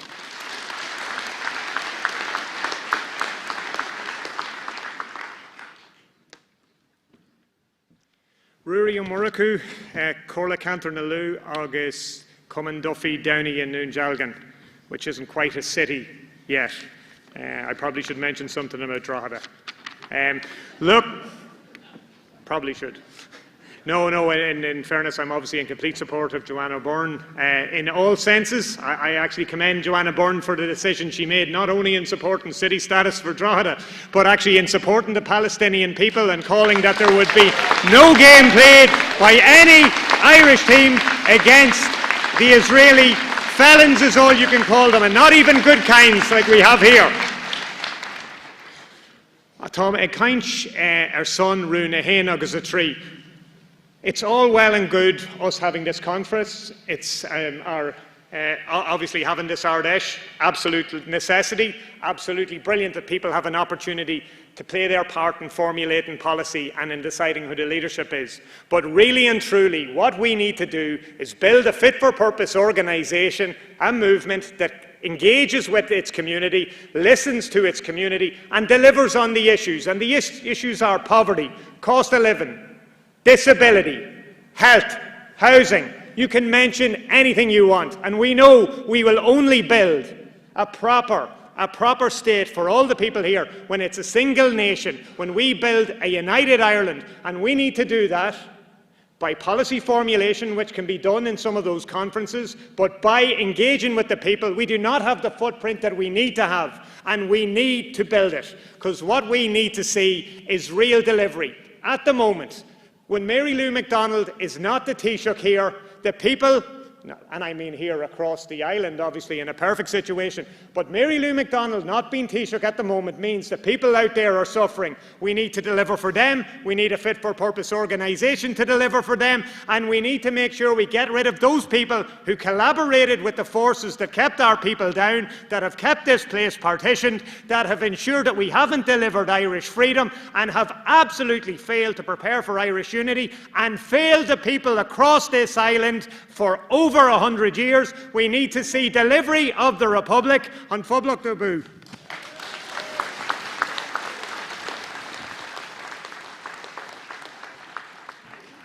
Jeev, is Bishop Lorca McGowan, Austin Hurst McManus coming at Ballia Longford. Tom McLowers and over, Gocroon, Curran Archanga, Curkin, Gohoria, Syndigicus. Pusicum McGuill, Kupla Roon, Fuinchanga, Modern Mork, Freshen, so Kamada Chin, Edit Kian, Freshen. Is Imahurm, Gathasian, Nask, Idra Gulskulna, August Gul Kalashi, a Gornadeshna is fair, a torch, and a Dini Oga, a Folium Archanga, a level, a Bunskula. Touchimple Truckerilla, Dalti, Kusalumsa, no Ramerk Skull, a Dulgji Gwil Skull, a Gloward Shanga Goklaw, Octorish Rangashe, Neilin Shansaku, Dulgji Gwil Kalashta, Jigano, or Kushawan, Jigakush, Neilin Ochagor, Poshi, on Gwil Skulls and Gwil Kalashta, no Neil Ain Gwil Kalashta, a condition. I speak in favour of every motion that promotes our language, particularly those focused around education. In addition to these motions, I believe that there should be a direct connection between each Gaelscoil and its nearest Gael Coláiste, for the best opportunity to be given for these young people to learn their language at primary level. There are roughly 30,000 students, similar to myself when I was in school, who are attending Gaelscoil, speaking our language each day, and then after 6th class, they do not have the chance to attend a Gael Coláiste for usually one of two reasons. There is no space for all students to attend Gaelscoil to attend their nearest Gael Coláiste, or there is no Gael Coláiste in their home county. We are fortunate enough that each of our 32 counties have a Gaelscoil. However, 17 counties do not have a Gael Coláiste. My own home county of Longford, in the heart of the Midlands, is the only county that does not have a Gael Coláiste, nor is there a Gael Coláiste in any of its 4 neighbouring counties. 8.3% of primary schools in Ireland are a Gaelscoil, with a healthy 8% of primary age students attending these schools. 10% of secondary schools in Ireland are Gael Coláiste, yet 3.7% of secondary level students attend these Gael Coláiste. If we are serious about our language, and I'm sure we are, We need to provide the educational infrastructure to facilitate the learning of our language for every prospective student right throughout their school years. So iscum ladini shanakul shaw. Chirgan changa, chirgan alam. August is fiar gwil gebrista, not barely clista.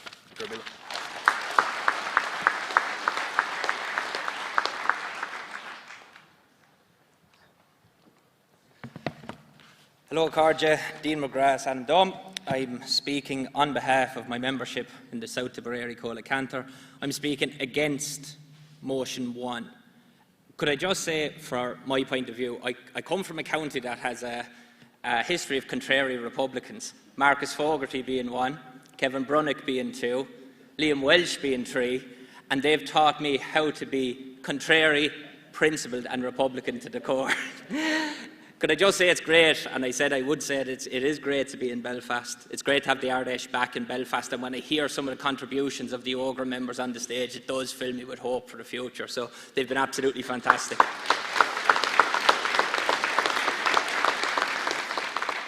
So the basic element of this argument is moving to every 2 years Ardesh. That's going to increase democracy. I don't think so, folks. Do you ever hear the idea that we're going to increase democracy by allowing the members less time to come together, to debate policy, to put things to the floor, in order to hold the Ard Carlia to account, to elect Ard Carlia members? Do we really think, if people are elected for 2 years, that they're going to be more accountable, as our chair said? I don't think so, folks. I really, really don't. I absolutely urge you, in the spirit of true party democracy, reject Motion 1, and when you hear the call from Republican Tipperary, where Tip leads, Ireland follows, please do reject it. Thank you.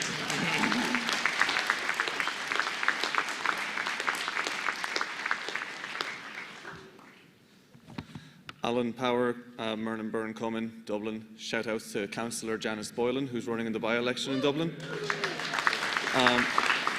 Thank you. I'm asking you to vote against motion number 1.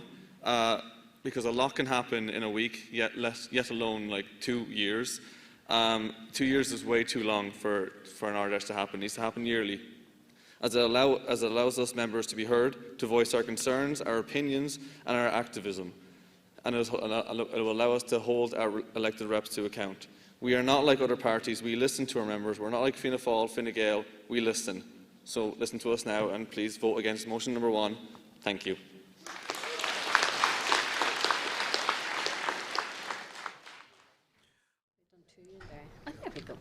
Here we are. Here we are. So, I'm here with Martine Anderson. Hello, how are you? Hello, I am absolutely thrilled. I want to start this conversation off to say that I have been following you since you first appeared in the Sinn Féin stage, and I must say you inspire me.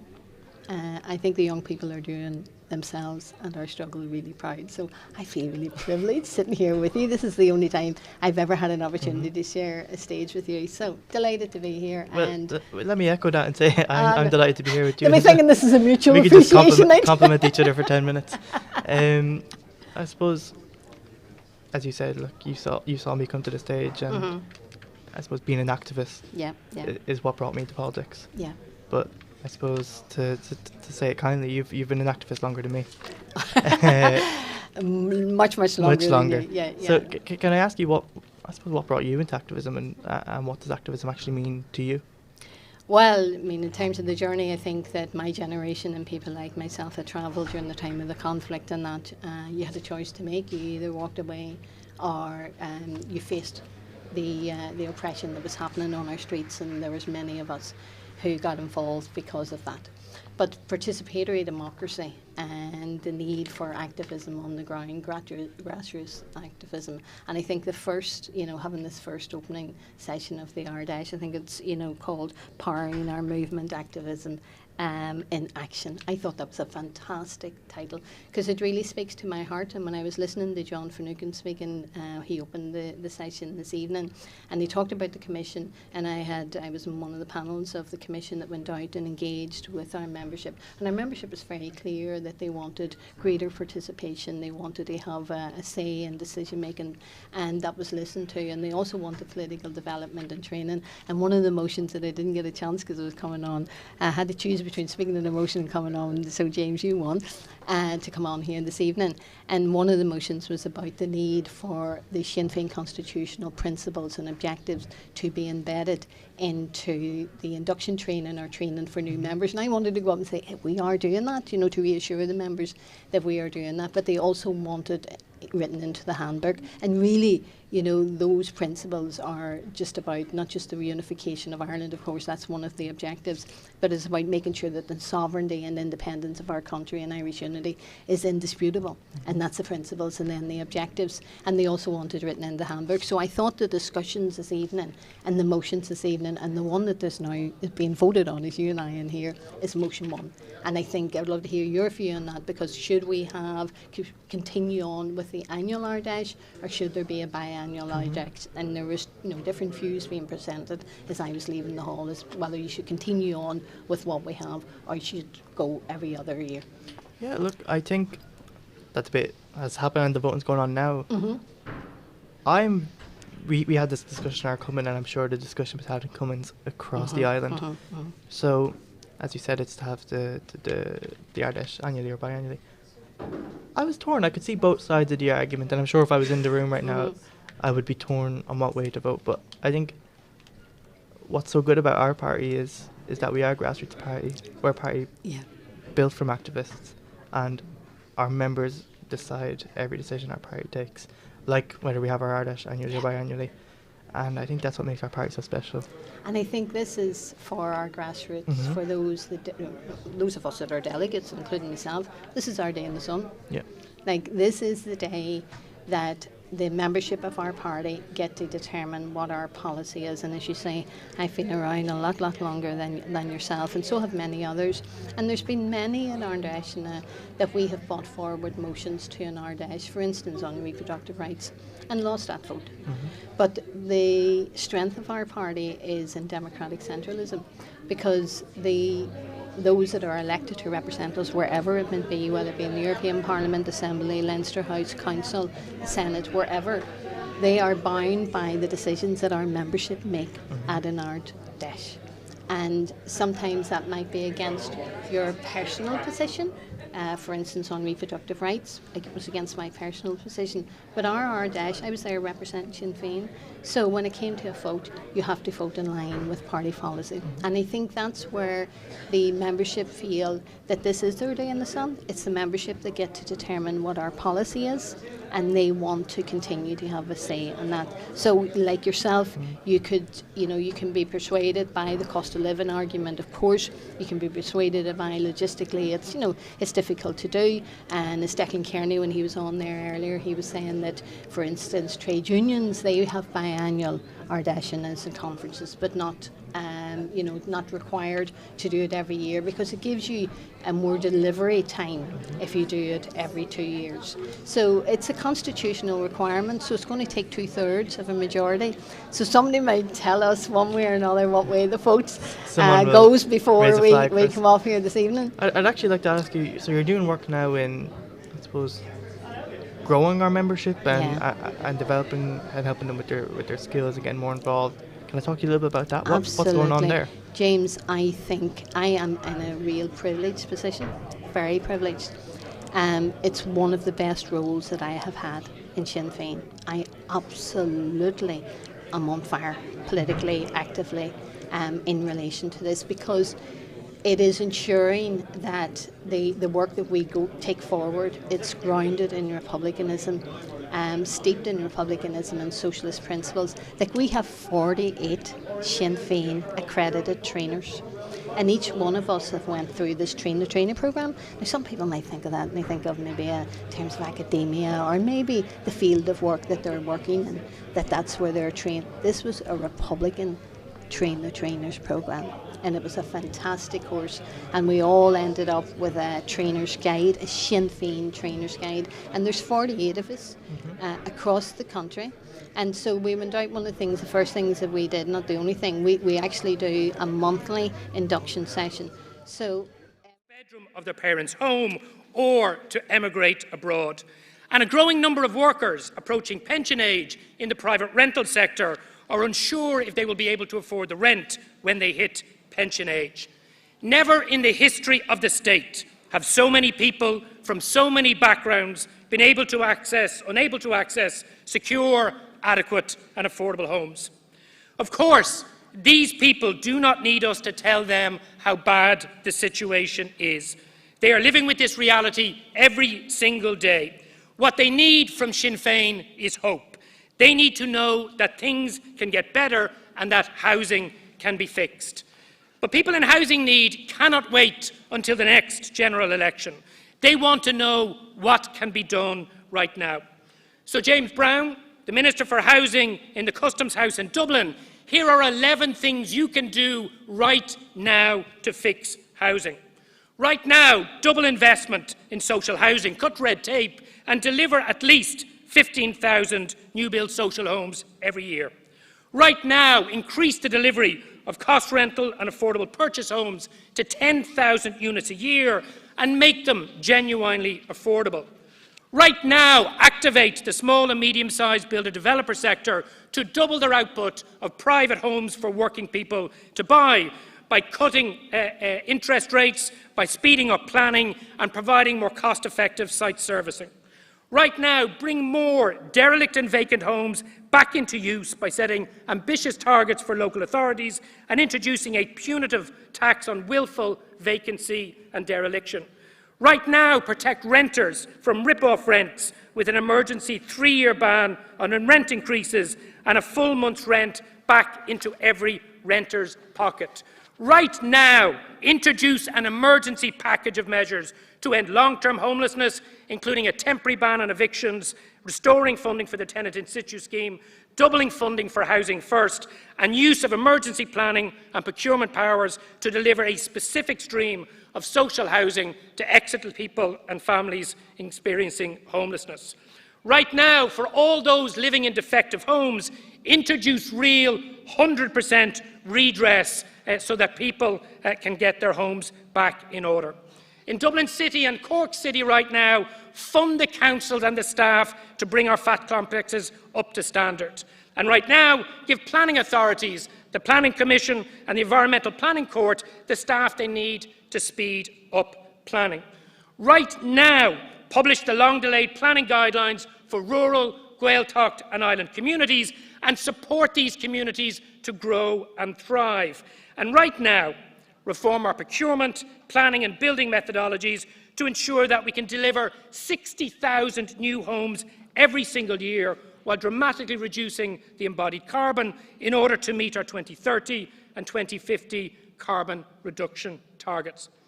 Acáirde, the problem with housing is not that solutions don't exist.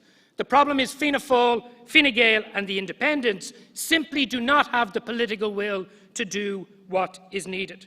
We urgently need a radical reset of housing policy, as recommended by the Government's own Housing Commission in 2024, as recommended in Sinn Féin's alternative housing plan, A Home of Your Own. The people in desperate need for social, affordable and private for purchase homes need that radical reset. They need it now, and it's time for us to give it to them. Gur mai agat Acáirde. 23 minutes to spare. Nahu.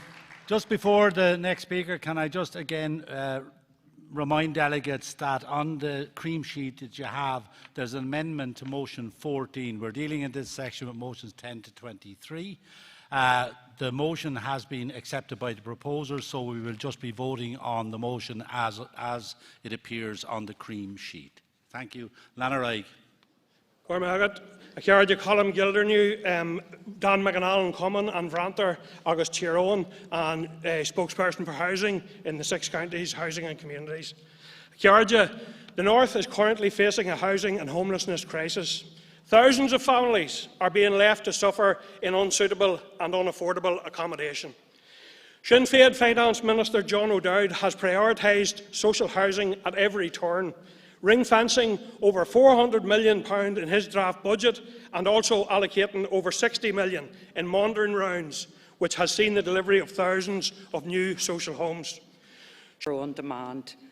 North Belfast, West Belfast, Derry City continue to have the worst levels of housing stress in the north.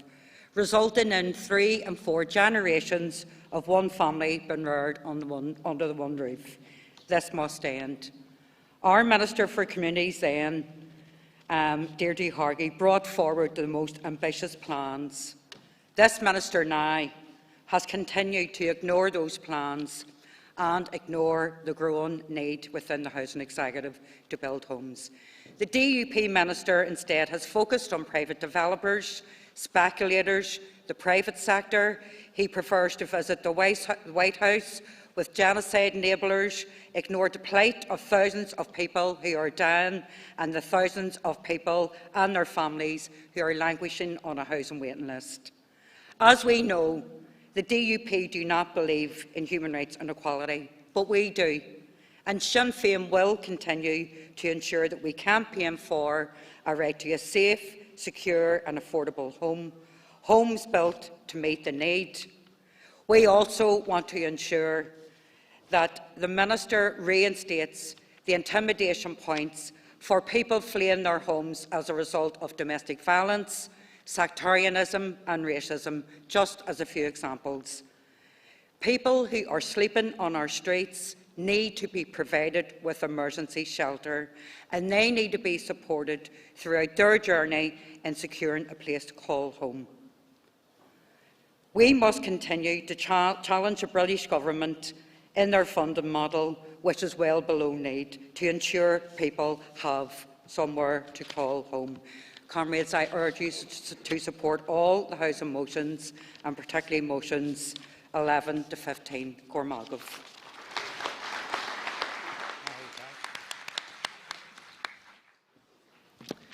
Is Maisha Clara Canavan, Falls Corlacanter, Councillor in Belfast, speaking in support of motion 14. Across the north, we are living through a deepening housing crisis, with demand for permanent social housing continuing to grow. For too many families, the security of a stable home remains out of reach, while waiting lists grow longer and pressures on our housing system intensify. But alongside that, we must also recognise something equally important: the strength of our communities. Many families have lived for years, even decades, in housing executive properties. These are not just houses, they are homes, places where children are raised, where neighbours become like family, and where people put down lasting roots. And yet, despite those roots, the current succession policy can pull the rug from under people's feet at the most vulnerable time in their lives. As it stands, where a tenancy has already passed between partners, for example from husband to wife, other family members who have lived long-term in that home can find themselves with no right to remain after the tenant passes away. These are sons, daughters and relatives who depend on that home and are part of that community. The result? Displacement, eviction, hardship, and in many cases the breaking apart of families who have already experienced loss. This is not just a housing issue, it's a social justice issue. This motion recognises that housing policy must prioritise stability and reflect the lived reality of families. No one who has built their life in a home should face eviction because of overly restrictive succession policies. This is why we are calling for an urgent review of the Housing Executive's tenancy succession policy, with safeguards to prevent unnecessary evictions and ensure fairness and dignity. We also need meaningful engagement with residents, community organisations and elected representatives to shape a policy that works. And we are calling on elected representatives at every level to stand up for families and ensure that reform is delivered. Because ultimately, this is about building a housing system that is fair, compassionate and rooted in community, one that protects people, not one that pushes them out. Please support motion 14. And we're back. So I've just come off with Martina Anderson earlier. We were talking about activism.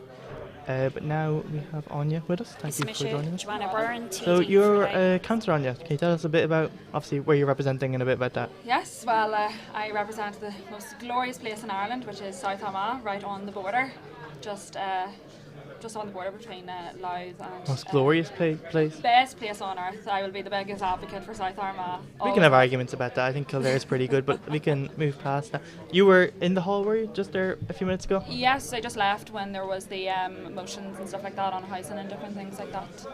Just bring the... Oh, sorry, yeah, not that tax savvy. I like to think I am, but I'm not. Well, you'd imagine because we're young, we're tax heavy, but no? Well, I'm tax savvy in comparison. Like, I'm going to name drop a few people like Conor Murphy and Declan Murphy. They're probably going to lynch me if they ever see this, but I'm considered tax savvy. Hopefully, in South Armagh standards, yes. Hopefully they're not watching. I actually was in the room for maybe 5 minutes, but I had to come out here. The amount of maybe Ogre members that are out there, I think. Definitely. I've been at recent Ardeshes, but I think Ardesh now.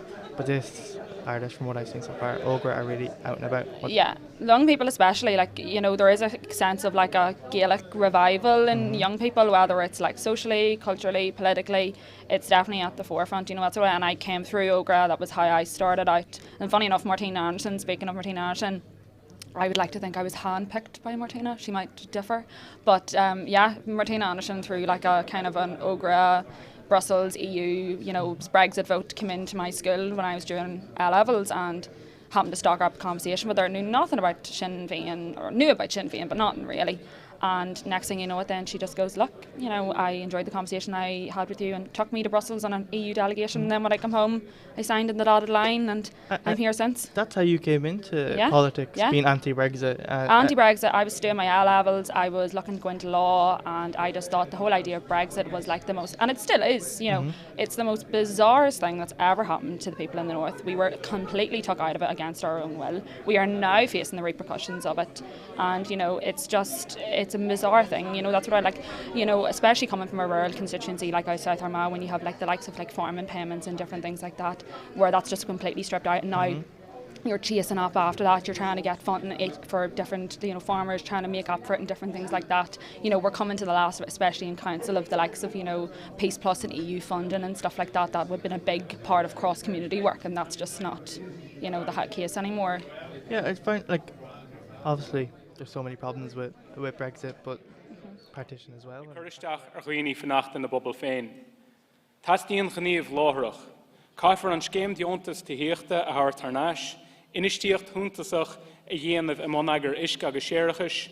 Agus takiecht kart a churfall de chaintori gwelge in ngach planal limisher planal tangen. Nimur kochti nis lodra a hart udras na gaeltochte. Agus real all efachtocht gies gar hermige chun pobl a chossent. This is not just about sustaining living communities, not just about protecting a language in theory. Families want to build and stay in the Gaeltacht, and they're being priced out or blocked out by a lack of infrastructure, a lack of housing delivery and planning support. We run the real risk of losing our precious Gaeltacht communities because of Fianna Fáil, Fine Gael's inaction and their housing crisis. Sinn Féin has set out clear, practical measures. Now we need delivery. Without urgent action, we risk hollowing out the very communities that keep the language alive. And that is why West Waterford Sinn Féin has put forward Motion 23 to deal with the housing emergency affecting our Gaeltacht community. So please support Motion number 23, Todhchaí Laroon Fesa 3 Leverdal. So we were, I don't even remember where we were. Well, we were talking about a big issue, which is partition. Oh yeah, so what I wanted to speak about was you were talking about funding in the council and stuff like that. But we were talking about young people and the issues they're facing. One of the biggest issues driving young people out of Ireland is the cost of living. And how partition and the fact that Westminster and Keir Starmer isn't giving adequate funding to the north, just it's driving prices up and young people out. But what are you finding on the doors and in communities? Well, personally, like, I have a sister who went to Australia there in February. You know, she's a qualified teacher. She's finding it very hard to get a teaching role. Her and her partner, they've went to Australia now to try, and she's now got an SEN teaching post. She has accommodation. The two of them live. They have a great lifestyle. Like, they'll always want to come home, and everyone wants to come home. But, you know, I'm 26 and I'm still living at home. There's no, like, you know, the cost of living, cost of housing, there's no adequate housing, and it's affecting young people the hardest because we have such highly trained people who are leaving us for different areas and to go into fields that are vital, nursing, teachers, different things like that. Like, that's vital to our economy, and they're leaving us to go elsewhere and boosting other people's economies. Yeah, and I think that's why so many young people are becoming politically active, you know? Like, as I was talking about earlier, the amount of Ogre members here, people are starting to care because they're feeling affected by it and they want to see that change. I want to come back to you in your council work, and obviously you're on the ground in communities. What's actually being said to you on the doors? What's being said by people? How are they facing this? Literally, it's cost of living. It's things that how are they, affording to heat their homes? How are they affording to, go out and do the grocery shop? A lot of people, childcare is a big thing. Like, people are going out from 2 wages, and 1 wages is subsidising for the likes of childcare. For young people, obviously, people like my age, it is adequate housing, getting homes, being able to do all that. That's a big thing as well. We've a lot of issues at the minute in terms of the cost of fuel, where it's home care, and a lot of people are coming out of the field of home care because they're having to subsidise their wage in order to pay for the rising cost of fuel.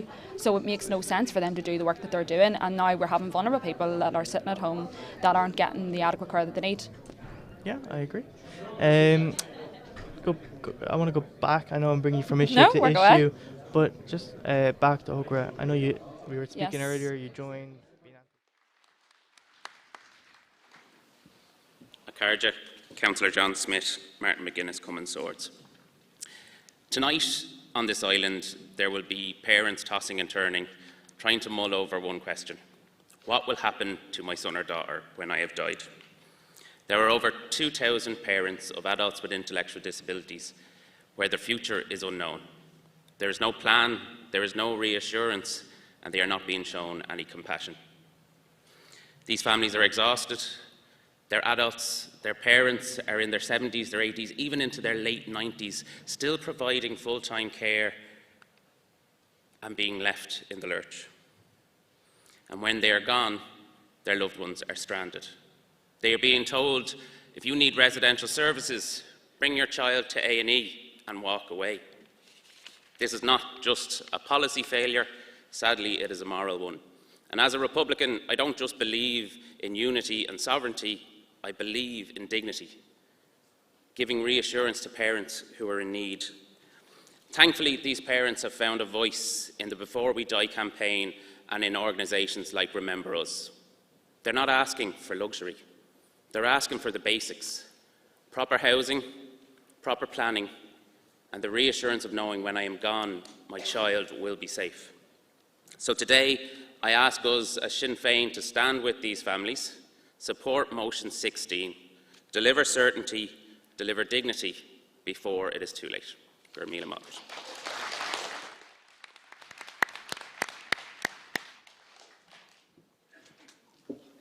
Carja, is Mr. Rishmara Niganlia on Common Wali Warhu? I'm speaking to motion 14 and I hope you will support it.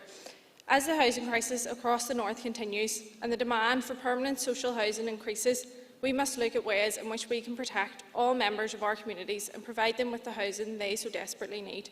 Housing is a human right and must be viewed as such. A housing policy must reflect the needs of our communities, and care and stability must be at the centre of it. The current Housing Executive Succession Policy prevents family members who have lived long-term in a property from succeeding a tenancy after the death of a tenant and tenants where succession has already happened. Families and communities should be afforded stability and security in any housing policy. That is currently missing. Eviction due to restrictive succession rules is wrong. I support the call within this motion for a full review of the Housing Executive's tenancy succession policy. Collaboration amongst residents groups, community organisations and our elected reps across the board must take place to develop and promote a revised succession policy, one that is community focused and fair. The current policy leads to evictions and can displace family members to areas they don't know, have no roots or support links in, or leads people into situations where they feel they are impeding on their support systems or that they are a hindrance. This can result in children having to change schools and lose friendships. The ripple effect of this is felt with negative impact on people's health and through breakdowns of relationships. Many tenants aren't aware of the policy and it comes as a horrible shock during what is likely to be one of the most difficult times in their lives already. The restrictive succession rules are having a significant impact within many of our communities. We're trying to help and support, but the Housing Executive treat this as a clear-cut policy issue. That is not the case. Whilst the Housing Executive might not see these properties as family homes, if this is the only home you've ever known, then that is the only way you can see it. The review of the tenancy succession policy is required so that there are safeguards in place that will ensure that unnecessary evictions will not take place. Urskach, Achela and Warren Nanini.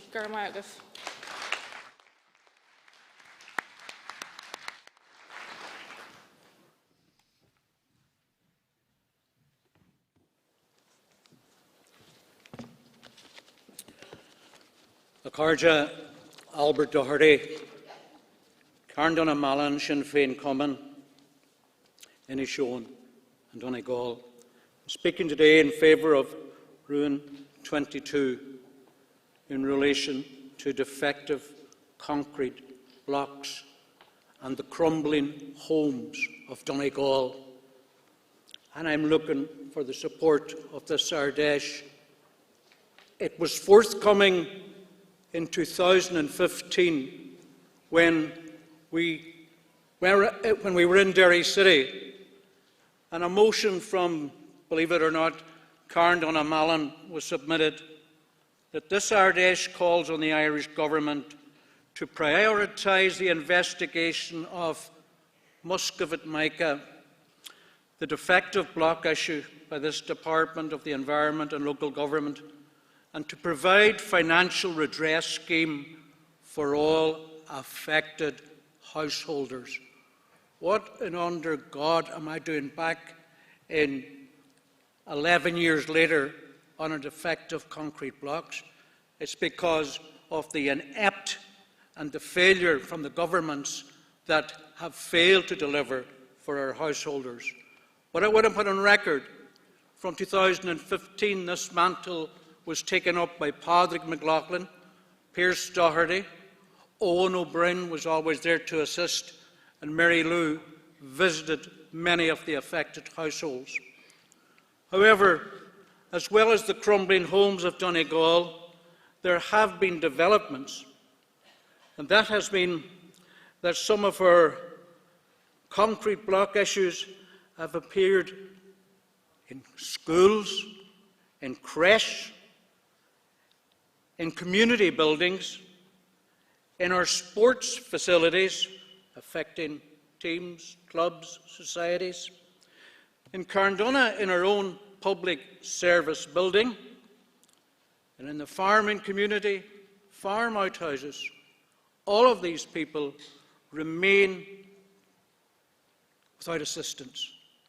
Yesterday in Lifford, we had a lengthy meeting that after many, many years, our tenants in our social housing are still awaiting a social housing remediation scheme.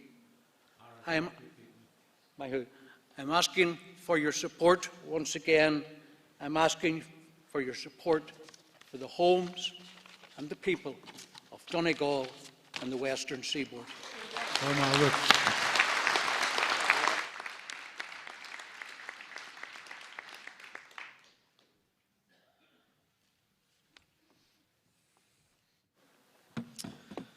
Is Mr. James Donnelly, Longford, Westmeath, Corlacantor. Acharja, I'm urging you to back motion 18 today because in my opinion there's absolutely nothing more rotten than empty houses in the middle of a housing crisis. And in my own county of Longford, that contradiction is clear to see. Today there are over 660 families on the housing waiting list. That's hundreds of families waiting, struggling, and in many cases stuck living at home with their parents and their children or in insecure accommodation. At the very same time, we've seen dozens of council houses lying vacant and homes that should be in use that aren't. So the question people are asking is simple: how can this be allowed to happen? Homes are there, but they're not being used. People need the homes, but they can't access them.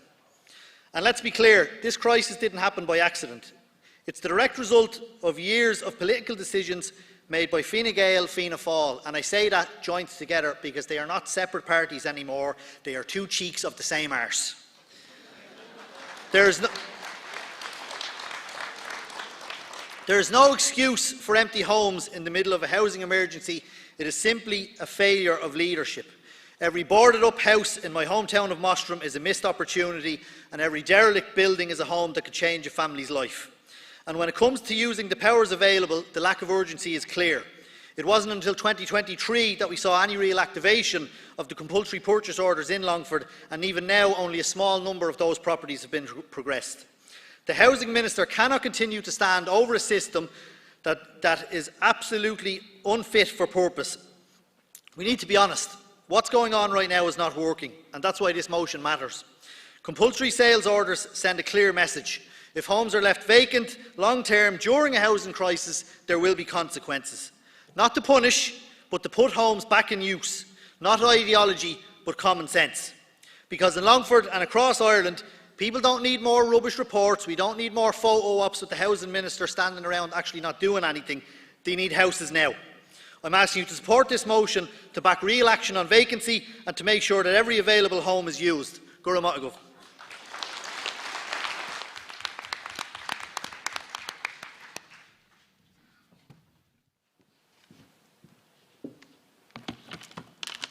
Sandra Duffy, Chantal Murders, Common, Derry City, speaking in support of motion 11.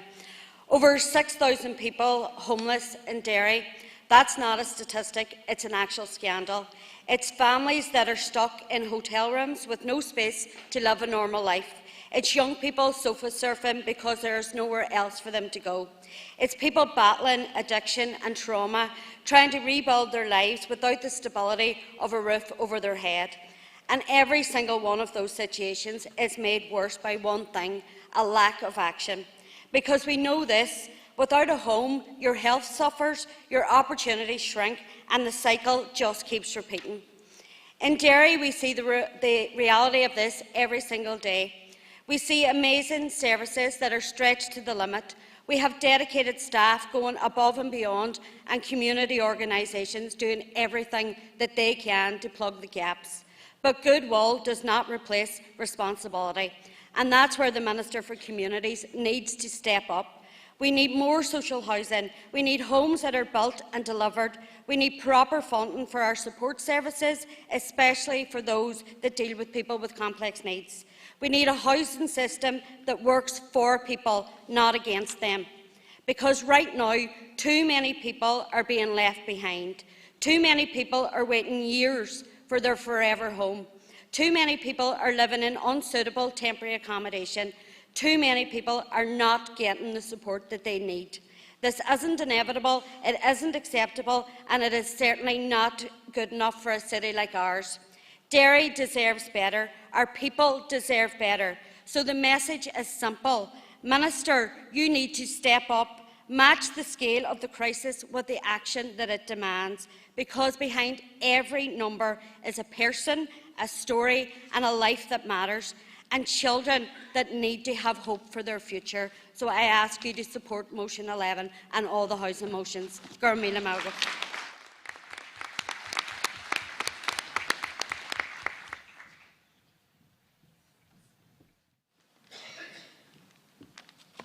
Shane Duty, Terence McSweeney, Mike McKee Cummin, Shanna Kunde and Clár.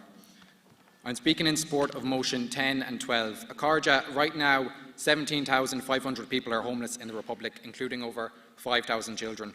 And I meet them every single day because I work on the front lines of homeless services. I meet people who did everything right, worked hard, paid their rent, and still ended up without a home. I meet families living in one room, parents raising children without stability, without certainty, without dignity.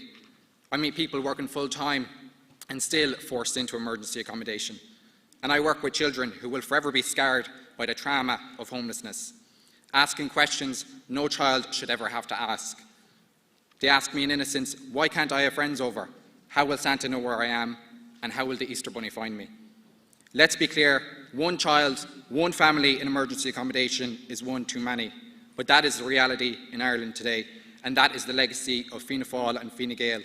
Homelessness is not a personal failure, it is a policy failure.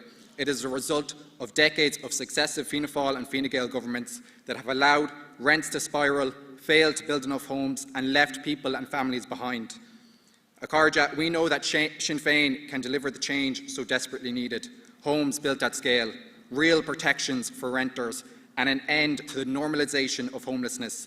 The buck stops in one place, at the feet of Micheál Martin and Simon Harris, and shame on them for presiding over this crisis and failing thousands of children across this island. Gurmagat.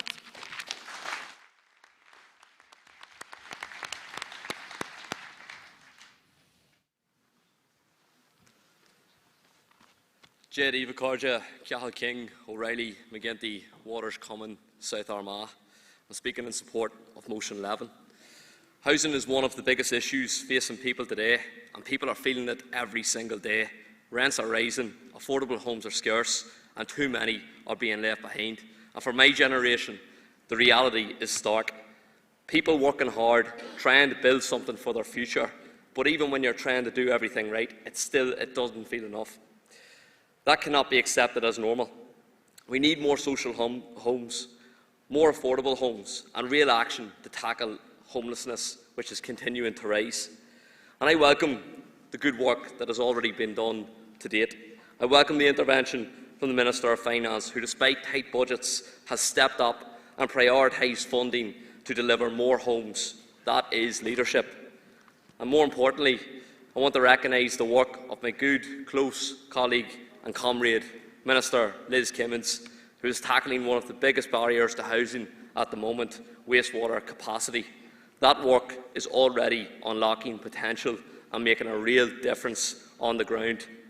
But let's be clear, the responsibility lies with the Communities Minister. He may sit in his high castle, but he must do more. He is not acting, and people are paying the price. We need urgency, we need delivery, and we need it now. Because housing, it's not a luxury, it's a basic right. It's about security, dignity, and giving people a chance to plan their lives. So, Carja, I ask you to support Motion 11 and to continue the good work that's already being done to deliver the homes people need. Garmila.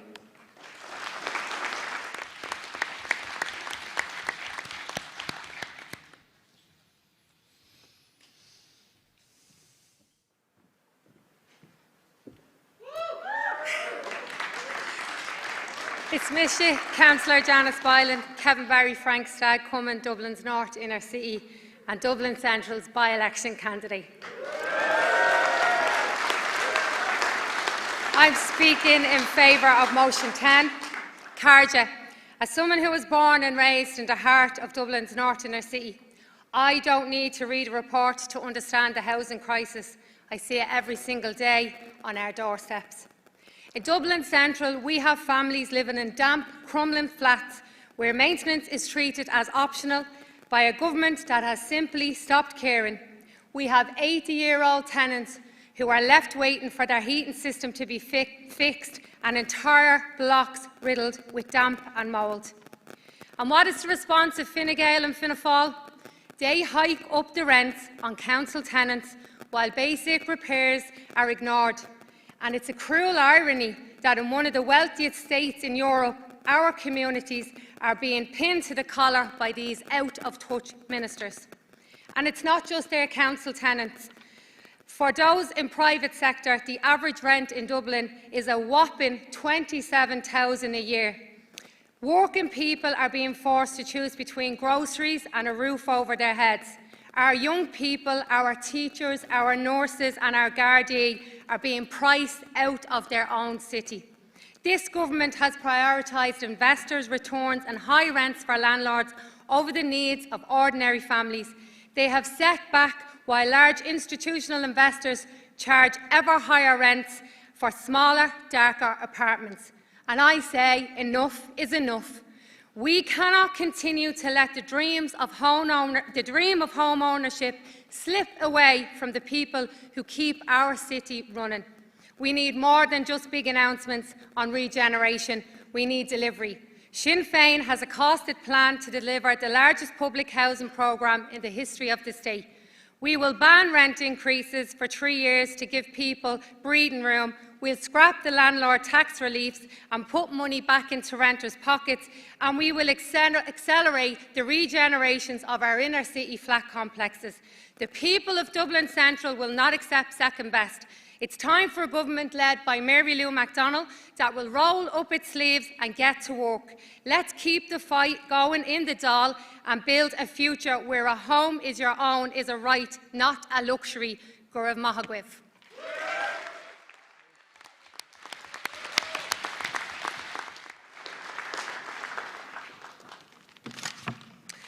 Louise O'Reilly, Boland Harford, Cumming TD for Dublin, Fingal West and Campaign Manager for Dublin Central's next TD, Janice Boylan.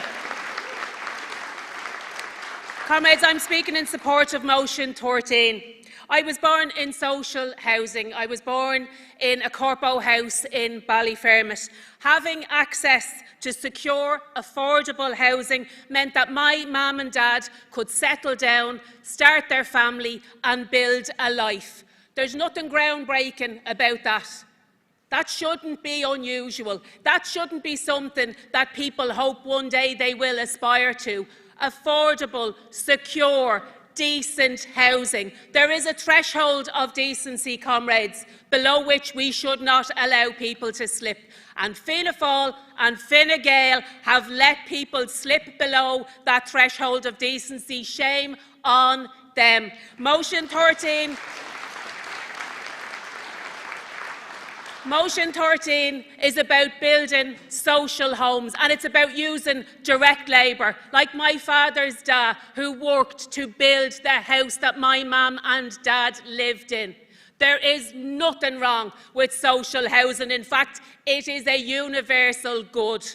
This threshold of decency that they have allowed to be eroded will be rebuilt by Sinn Féin, because we understand there is no decency for families that are squashed into hotel rooms, no decency for people in their 20s and 30s who cannot move out of their parents' back bedroom. We need to put decency back into our housing programme. That's why I'm calling on you to support Motion 13, and let's hold on, let's build for the government that will uphold that threshold of decency under our party president, Mary Lou MacDonald. Gora Míle Maigah.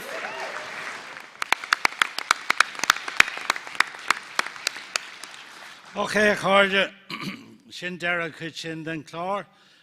So that brings us to the end of the Building Homes, Building Future sections of the Ardesh. Hello, I'm here with Aaron. Hello, everybody. On stream now.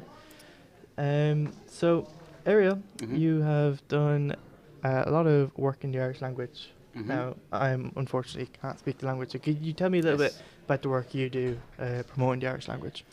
Well, I'm from Gaeltacht originally, living in Belfast now, and my grandmother would have been very involved in the Irish language movement from the 70s onwards. So thankfully, I've been accepted into the community here quite well over the last few years since I moved up here 6 years ago. And it's been a pleasure being a part of it, to be honest with you, because the best place in this country right now when it comes to an Irish language revival is in Belfast City. It's a pleasure to see, and walking down the Falls every day seeing young people speak Irish, which was nearly unthinkable. Young people are really getting engaged in the Irish language. 20% of kids now in Belfast go to Gael schools. The problem is keeping up with demand, so there's a big movement to get a secondary school going in the north of the city, which is being very difficult at the moment, and the only secondary school, Irish language secondary school in the city based on the Falls has gone from 600 students to 900 students in the space of 1 year. Wow. They have a policy to accept everybody who goes for a place there. So it's been amazing to see and fantastic to see. There's also these ancillary things going on now where we're creating more spaces for Irish language speakers outside of the education system, which is the next step. And those young people, as Michelle O'Neill said earlier, really leading the charge. Conor Gaeling and others, just individuals themselves setting up. I was at a quiz on Wednesday night, the first bilingual quiz in West Belfast, set up by a 19-year-old guy who came out of the secondary school and just said, God, we should get a quiz going here in Irish. And he did, and you see that all around the city. Yeah, I was here earlier, I was speaking with Councillor Andy Quinn, who is from South Armagh, and we were speaking about young people specifically because in this audience right here, I don't think we've seen numbers like it before from recent Ardesh to now.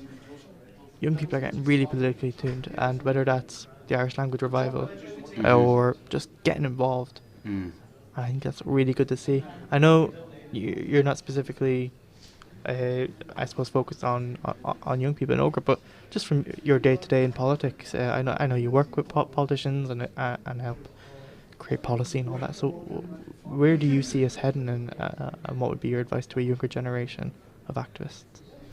I think that the movement of our reception of media has been dominated by RT and has been dominated by I come from Clonogh in County Tyrone. I'm still very privileged to live there. The real strength that there exists right across that community is something that I hold very dear, and it's really shaped who I am as a person, someone who really looks out for those people around them, someone who really believes in putting your arm around people whenever they're in trouble and actually helping people to get through things. So for me, that's always ingrained in me, it's stuck with me, it's really shaped the person that I am. Politics is about people. Ultimately, at the end of the day, my role as First Minister is about how I can help people, how I can make a positive difference in their lives. Families work really, really hard and they want positive things. They want their hopes and aspirations delivered upon. They want good things for their children and their grandchildren. Certainly as a mummy and as a granny, you know, it's so, so important to me. That should be the thing that unites us in politics. How do we make people's lives better? Whenever I became First Minister, I made a commitment, a very firm commitment, that I would be a First Minister for all. I believe in being someone that unites people, someone that actually tries to bring people together. And at times I have done things that have been quite uncomfortable for many people, and particularly from my background. And I understand that and respect that. But that's what leadership looks like. You have to actually reach beyond your comfort zone. You have to extend yourself. You have to try and find ways to ensure that you're inclusive in your leadership. And for me, I'm very comfortable in who I am as an Irish Republican, but absolutely committed to being a First Minister for all. A leader must lead from the front. All of the Sinn Féin ministerial team are working really hard. They have their sleeves rolled up. We really want to make a difference and make an impact. But right across the executive, we've been delivering on bringing healthcare waiting lists down. We've been delivering in terms of childcare investment. We've been delivering on a plan for Lough Neagh.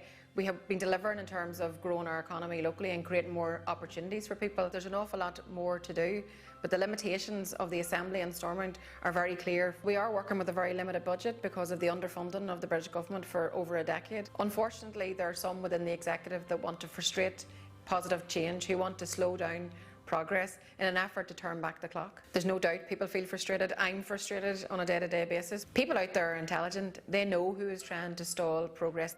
So it's time for us to take control of our own future.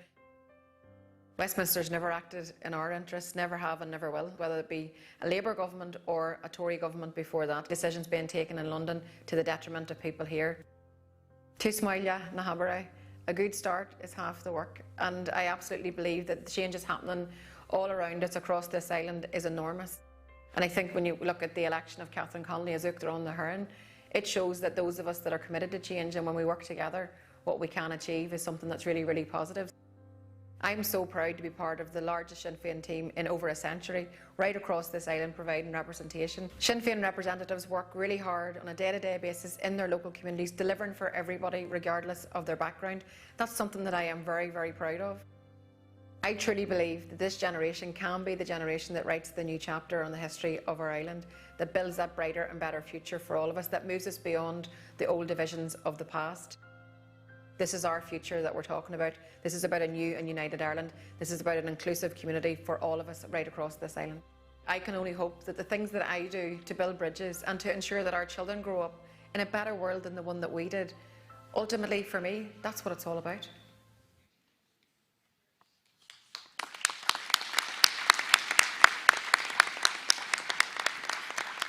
Okay, Carja, we're now moving into a section dealing with standing up for rural communities and protecting our environment. That's motions 10 to 43. We're just going to have a keynote address now from Sinn Féin spokesperson on finance, Pierce Doherty. Good morning, Pierce Doherty, Dunanal. I heard you to prove Welchna are highly agus ibran ar fod na tíre. Agus cé go lárigid sa bhris ag an rialtas da daoine ag follan sinis faoi bilí mhóra. Ní féidir le daoine fanart, tá gríomh ag taistil loithra, céineasnus éigandala chun costas a loidú agus takeart a hort da gréagaoine. In many parts of our country tonight, families are sitting at the kitchen tables and they're doing the sums. And the sums don't add up. Heating oil they can't afford, electricity bills that have doubled, the weekly shop rising again and again. Working families doing everything right, but they're still falling behind. And that's the reality, and it's getting worse. And what are they told by Fianna Fáil and Fine Gael? They're told that the state has never had more money, that billions more are flowing in than expected. But what does that mean to a family who can't afford to heat their home? What does it mean if that wealth never reaches ordinary households? Because there's a real disconnect between what this government says and how people are actually living. Ministers boast about billions, But in the real world, people are counting every euro just to get through the week. And when people cry out for help, what are they told? Wait. Wait for the budget.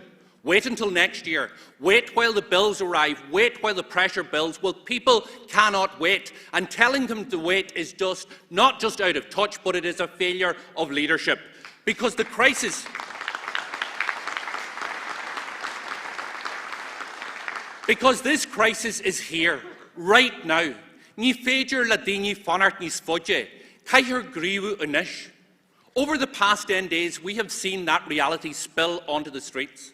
Workers, families, farmers, small business people. Not because they want to protest, but because they are not being heard. And instead of listening, what did Fianna Fáil and Fine Gael do? They talked down to people, they belittled them, and then they threatened them. And that tells you everything. Because they don't understand what it means to choose between heating and eating. They don't understand the pressure that ordinary people are under. And let's be very clear about this. This is about choices. Last October's budget showed exactly who Fianna Fáil and Fine Gael works for. Tax breaks handed out to landlords, to developers and investors. Meanwhile, we've seen supports for disabled cut, fuel costs rising, home heating oil soaring, school transport costs up. So when they say wait for the next budget, people are right to ask, why would we trust you to get it right this time? Because here's the truth. People cannot wait.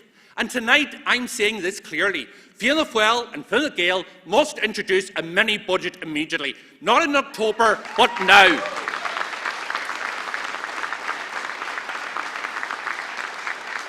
Because, Ard, we know that this crisis is happening right now. An emergency budget that cuts the cost of electricity by delivering energy credits to families, that reduces the tax on fuel, bringing it to affordable levels, a social welfare package that supports people who are struggling, including our carers, our older people, our disabled people, and also an income tax package that will put money back into workers' pockets. Because this is about political choices. You can continue to look after those at the top, or you can choose to stand with workers and families. So to Fianna Fáil and Fine Gael I say, stop delaying, stop dithering, stop siding with the landlords and the developers and the wealthy while workers are pushed to the brink. Stop talking down to people, stop ignoring them and start acting. Show leadership, act now, bring forward an emergency budget and give people the relief that they desperately need.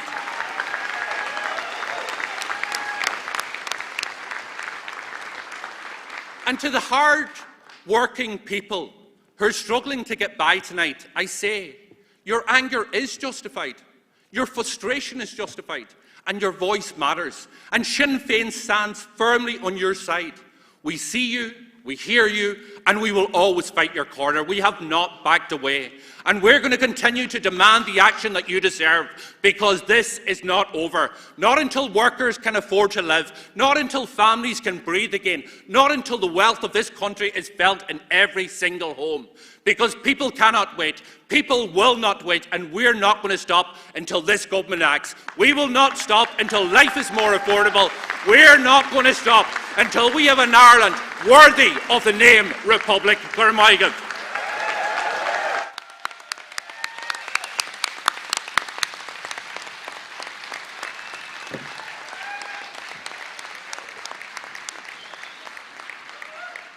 Liz Kimmins, Todhchaí, Clevey, Ard Fheis and MLA for Newry Armagh. Ard, since we last came together, we have lost our dear friend and colleague Mickey Brady, former MP and MLA for Newry Armagh. I want to send my solidarity and the solidarity from this Ardesh to the Brady family on the immense loss of Mickey, and pay tribute to Mickey's dedication and commitment to our struggle and to his strong representation for the people of Newry Armagh, standing up to British austerity and the impacts it has had on our people. He truly was the people's champion. He truly was the people's champion, and we miss him every single day. Ard, we know the British government never has and never will work in the best interests of people here. But despite that, The Sinn Féin team in the Executive, led by our First Minister Michelle O'Neill and Finance Minister John O'Dowd, will continue to push the British Government for the funding that's needed to deliver good public services, to address regional imbalance and to stand up for rural communities. Across this island, rural communities are facing the brunt of an illegal war in Iran, with significant increases in fuel, home heating oil and fertiliser costs.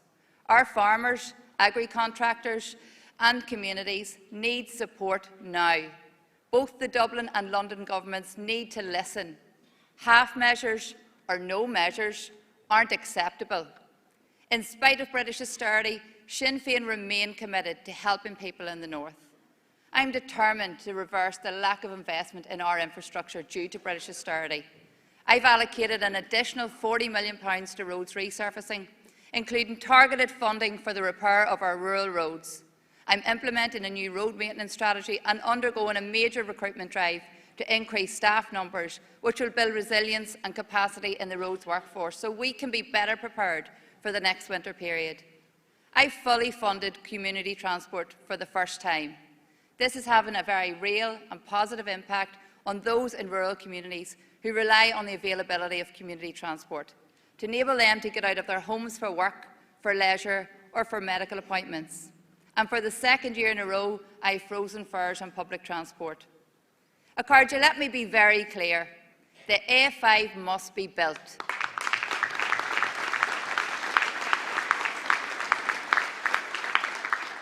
Despite concerted efforts by some to disrupt and delay progress, I want to assure this Ardesh that I am as determined as ever to ensure that the A5 will be built. This road will save lives. So let me say it again. The A5 must be built and we will build it.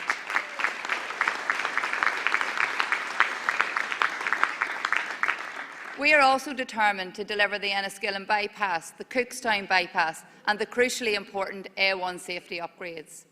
All of these schemes will not only improve road safety, but will connect people right across Ireland, connecting our rural communities, enabling our economy to flourish and promoting regional balance. Similarly, through the All-Ireland Rail Review, I'm working closely with colleagues in the South to begin to undo the decimation of our island's rail network since partition. I want to reconnect our communities not just through faster journey times between our larger cities like Dublin, Belfast and Derry, but also reconnecting communities around Armagh, Dungannon, Omagh, Strabane and Letterkenny to rail. But these are only the first steps. Sinn Féin have huge ambition for the future. Road safety is also a key priority for me. Too many people are losing their lives on our roads, and this is all too real in rural communities that have a particular dependence on car transport. I'm currently reviewing speed limits on rural roads and considering proposals to introduce permanent 20-mile-per-hour limits outside schools in residential areas. I recently launched the largest reform of driver licensing in 70 years through the introduction of graduated driver licensing. Younger drivers are sadly most likely to be killed or seriously injured on our roads, and these reforms aim to improve safety and confidence of new drivers. I'm also taking forward a package of legislative and educational measures to help protect our children on their journeys to and from school, particularly on school buses and particularly in rural areas.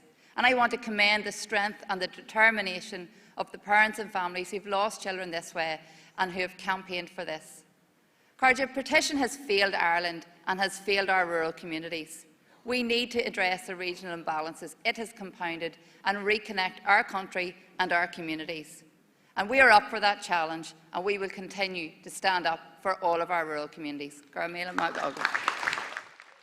Liz. Just before I call... So we're back. Jim, thank you for being with us. It's an absolute honour, might I say, just to be able to speak with you here at the Ardesh. I want to start with the fact that we're here in Belfast. I think it's the first time we've had an Ardesh in Belfast in 8 years. Yeah, I heard that earlier, yeah. So, how does it feel to be back in Belfast for the Ardesh? Well, I do just bhfuil a couple of rás burla or a scale get le hold. Just tá sé an Ardesh in Belfast, tá sé an Todhchaí, tá sé an specialta. Agus sílim go bhfuil na daoine heart and cheer and seo le céile ag díosparach ar an Alan Ruddy, Alan Rún.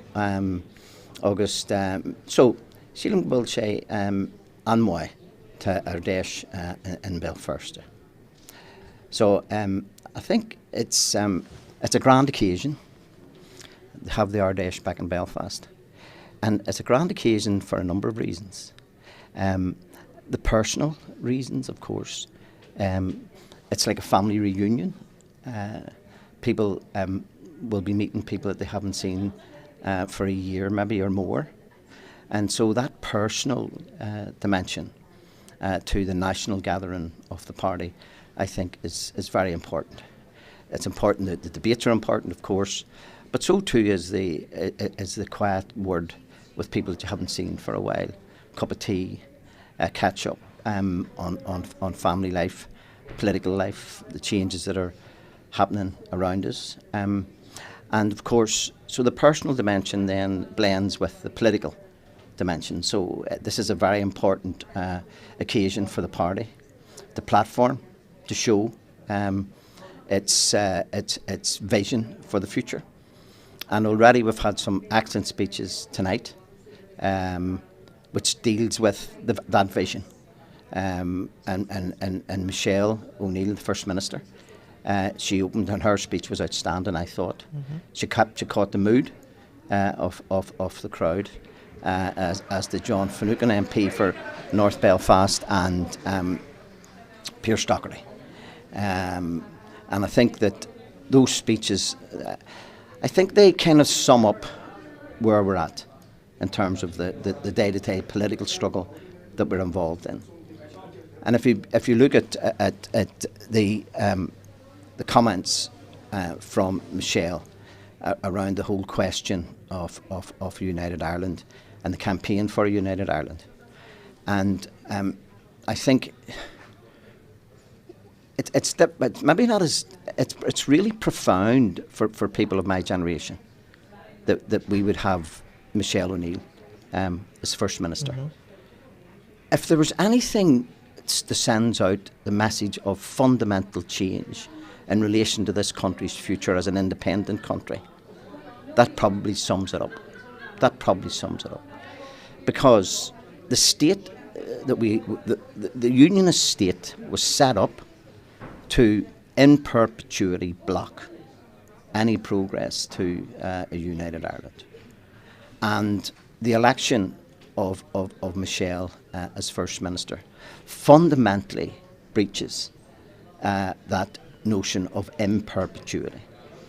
And it highlights, I think, the strength of the Republican demand, if you like, or the mandate that you have in the North. But in addition to that then, when you look around now, and I was just coming through the pathway up here, and to see a Sinn Féin banner half the size of this building hanging in all its glory and declaring to the people of this city, you know, that Sinn Féin is having its national Ardesh here, is itself another indication of change. John Finucane made the point that Sinn Féin councillors, we have the biggest number of councillors on Belfast City Council. Belfast was set up as the capital city of the Northern Ireland state, if you like. And today, the majority councillors elected to it are non-unionist councillors. So the scale of the change, the scale of the political change is considerable. So it is. And I think that's probably the main message from this Ardesh, is about the scale of change for a united Ireland and all that goes with it. Martin McGuinness coming in swords. Accord, I'm here to speak against motion 28 and in favour of motion 29. Like all of you, I didn't join Sinn Féin to represent foxes. I was, however, elected to represent the people in my constituency, the vast majority of who are opposed to hunting foxes using dogs. So some of those constituents are from farming communities and backgrounds, and their land is ruined by hunts freely accessing their properties, causing damage to crops and livestock of farmers whose land is trespassed by a large number of dogs and horses, and of course run by the hunts people. I do support rural culture and tradition. I also support the right of farmers to defend their livestock from predators, such as foxes and dogs, but I do not support the hunting of foxes using dogs for the sole purpose of leisure, which is cruel. It inflicts terror, exhaustion, injury and ultimate death on foxes. This is a legacy of British colonial rule, and the consistent evidence is that hunting is rejected by the vast majority of people living in rural Ireland. There's evidence from Red Sea Poll and from Ireland Thinks, where it's in around 70% across the board people that are opposed to it. Motion 29 mandates the party structure to engage with rural communities to ensure that a ban will be introduced and measured in a sustainable way. I will finish up with a quote from Oscar Wilde, which was a dig at the upper classes in Britain over 100 years ago. The English country gentleman galloping after a fox, the unspeakable in full pursuit of the uneatable. Gurb Míle.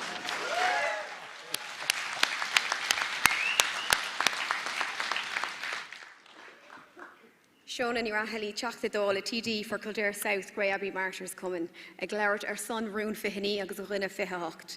This vote is about more than fox hunting. It's about whether we are willing to listen, because nearly 80% of people want this practice banned. That's not a narrow margin. That is not a fringe opinion. That is a clear, overwhelming message from the public, and the question before us is simple. Do we respect that, or do we ignore it?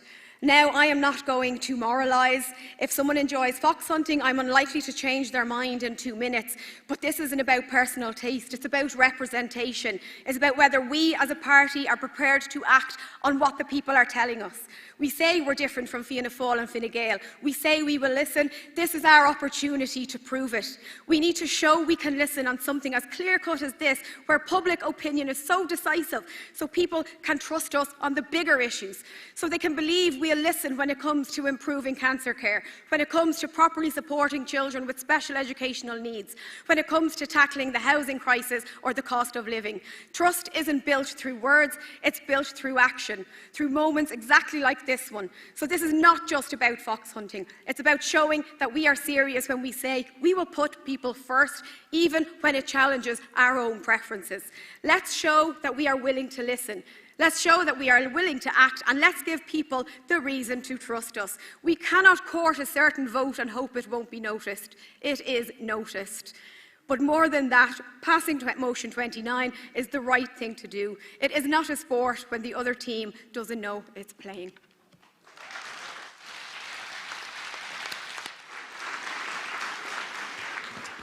Ono Finn, come and Ard Fheis, and again come to Galway and get Mark Lohan elected as a TD for Galway West. Cúchulainn, I did not think I would ever have to stand on the stage of the Sinn Féin Ardesh to defend the honour of Cúchulainn from the Ard Fheis, but for some reason I do. And I'm going to explain why. If your friend were ripping apart a small animal in front of you, and apologies if it's emotional, this is what happens if animals are ripped apart, would you intervene, or would you tell them, well, do you know, lad, Cúchulainn used to do the same thing?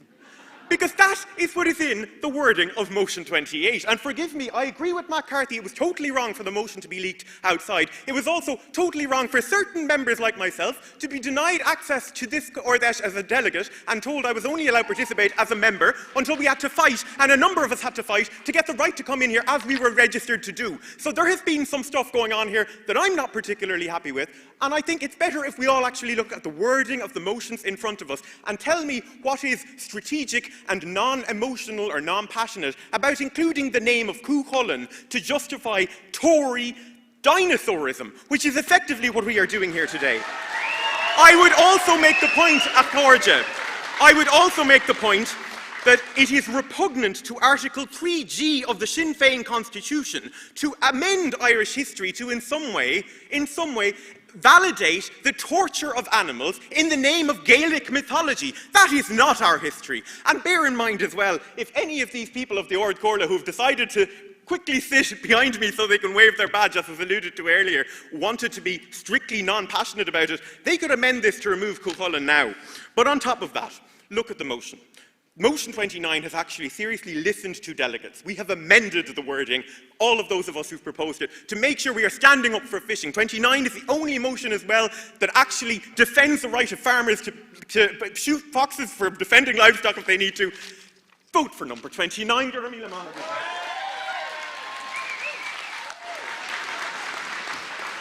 Dígwyd Cordia is Ms. Shanador Maria McCormick, and I'm here to speak on behalf of James Fintan Lawler coming in Laois.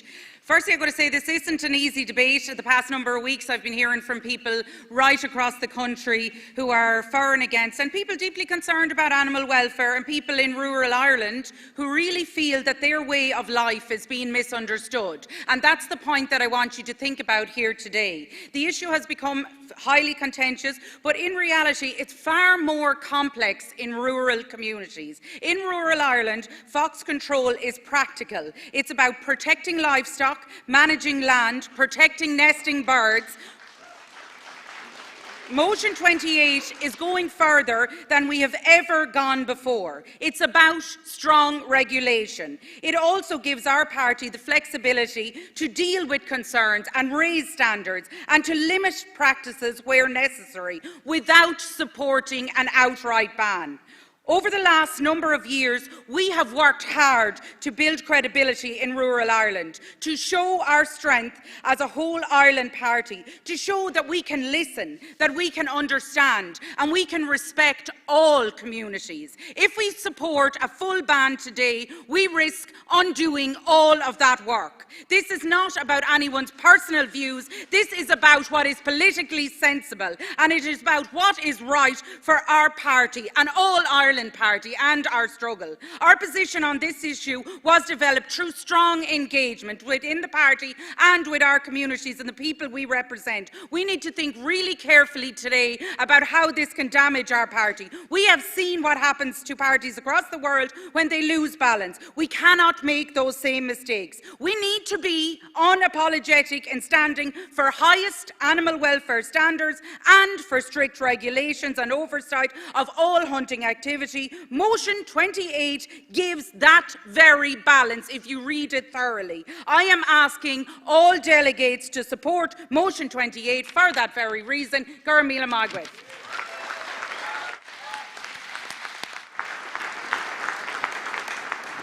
Akarja is Mishi Alanda Monaghan, Michael Moore and Common, Tuam, County Galway.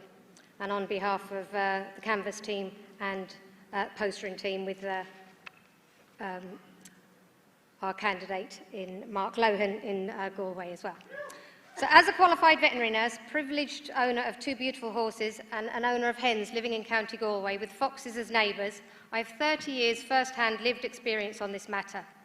A few times I have had hens killed, firstly by feral cat, caught in the act, second by pine martens, as the marks on the neck showed, and lastly by my own German Shepherd that ate one whole after dragging me over a wall. In my area, a good few neighbours have sheep, and the biggest loss is pet dog attacks due to irresponsible owners not securing their dogs at night and having been caught in a pack killing lambs. I absolutely support and understand the need for any livestock owner to protect their animals against pet dogs, foxes or mink attacking or killing any of them by lethal means such as shooting. The practice of dressing up in red jackets, blowing bugles and shouting tally-ho while barbarically hunting foxes is something no self-respecting Irish Republican should support.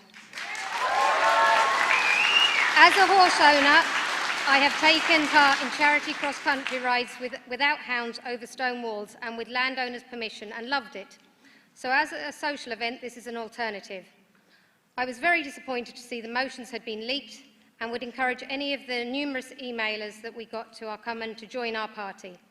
Therefore, I ask this Ardesh to reject Motion 28 so that we can have a compromise and accept Motion 29 that calls for fox hunting for leisure to be banned. Gurmila Mogger.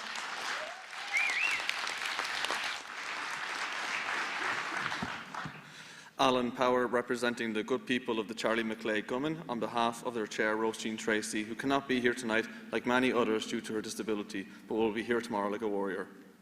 Motion 28 is deeply insulting. It tries to justify cruelty through mythology and tradition. But our mythology does not celebrate domination. It teaches respect. It is rooted in an understanding of land, animals and balance. To invoke it in defence of terrorising an animal is not just wrong, it is a complete distortion of what those stories mean. It also suggests that by opposing fox hunting, it is somehow anti-rural. By the way, I am from a small village, Bennisbridge, County Kilkenny. I am from rural Ireland, and I do not support Motion 28. This is patronising in the extreme. Rural Ireland is not defined by blood sports. It is defined by care, by stewardship of land, by community and resilience. To reduce it to this is an insult to the very people this motion claims to defend. There is a deep hypocrisy in claiming to oppose exploitation while defending a practice that ends in an animal being torn apart for sport. A movement that claims to stand for equality cannot pick and choose where that principle applies. To be Republican is to stand against domination. To be socialist is to reject cruelty, not rationalise it. Reject Motion 28, support Motion 29. Vote to ban fox hunting. I'd like to also acknowledge my friend Patrick Roach from Rushlusk, who would love to vote in this, but cannot because the structures are not in his area. He came here as a member and he was told he was allowed to speak, but apparently he was told to sit down and he had to sit down. That is not right. I would also personally like to make mention of Motion 30 and to ask to sadly vote against this motion, as it does not go far enough for greyhounds and horses. Greyhound and horse racing should be outright banned. You cannot regulate and set it against all the strictest standards in the world, but no amount of reform can fix a fundamentally exploitative industry. Thank you.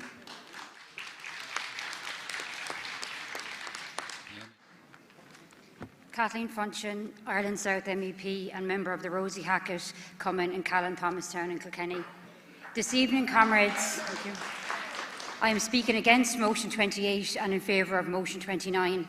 Please understand that to have a vote on Motion 29, you need to firstly reject Motion 28. And contrary to some arguments you may hear this evening on this topic, this motion is not in opposition to rural life. In my time as an MEP and previously as a TD, I have always represented a mix of urban and rural areas. Rural Ireland is bigger than fox hunting. It's people, it's community, it's responsibility for and pride in our land, and that's exactly why this matters.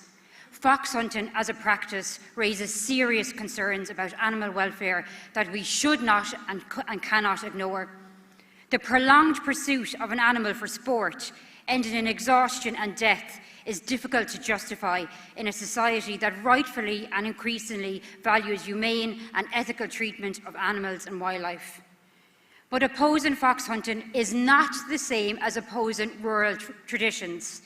We can respect angling, farming, responsible land management, while still saying this is a line we should not cross. Many in rural communities already recognise this. Tradition is not static, it evolves. This is not about imposing urban values on rural Ireland. It is about shared values, fairness, responsibility and respect for life. Cruelty isn't tradition. It's just cruelty that it's been allowed to continue. So let us move forward together. Let us as a party finally take a progressive step forward on this issue. United by a commitment to compassion and common sense, please, please reject Motion 28 and vote in favour of Motion 29. Margaret.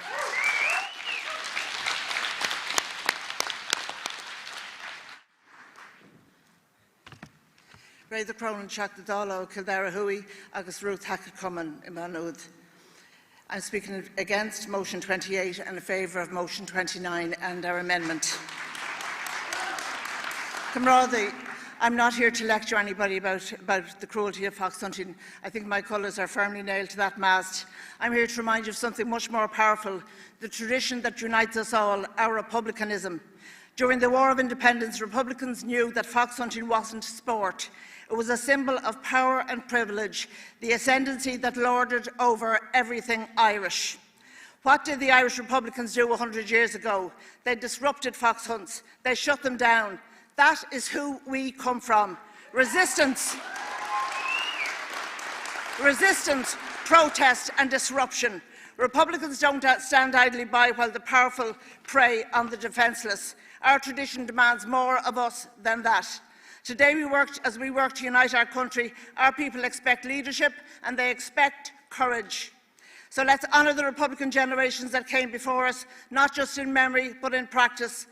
I never expected to find Cuchulainn on the floor of our Ardesh, but Cuchulainn never put on a red coat and tally hoed after a fox on horseback with hounds. That mindset, that entitlement was never part of our culture. Our mythological hero only ever killed in self-defence or for food, and our motion covers that. He also did a bit of biodiversity, his parents did as well, and our motion also makes sure that there can be a cull to protect ground nesting birds. Listen, he'd nearly have written the motion for us if he was still around. We don't need more Ardesh on this topic, and this should end tonight. Sinn Féin would never be the party that introduced fox hunting to Ireland, but we must be the party to end it and send it back to where it belongs in our colonial past. Please vote against motion 28, no matter what happens up here.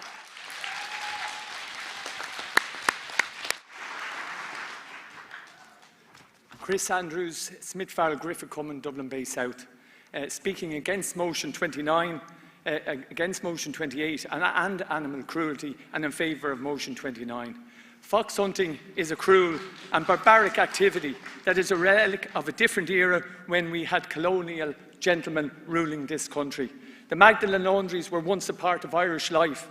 It's better to leave some traditions behind, and fox hunting is one of those traditions.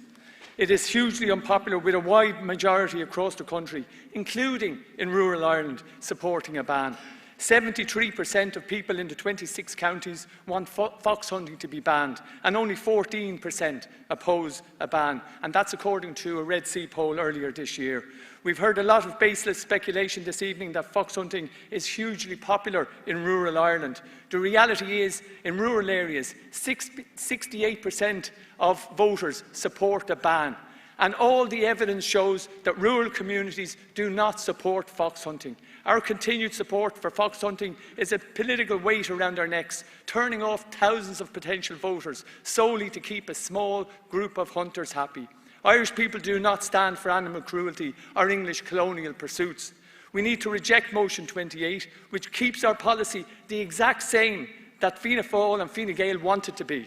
It keeps us the very same as the political forces that stand for everything we are against. We always talk about wanting to put blue water, clear water between us and the government parties. But on so-called rural pursuits, we choose to follow their lead. I would urge delegates to resolve this issue tonight. Let's concentrate on delivering a united Ireland without British traditions and vote against 28 and in favour of 29. Gur Mágad.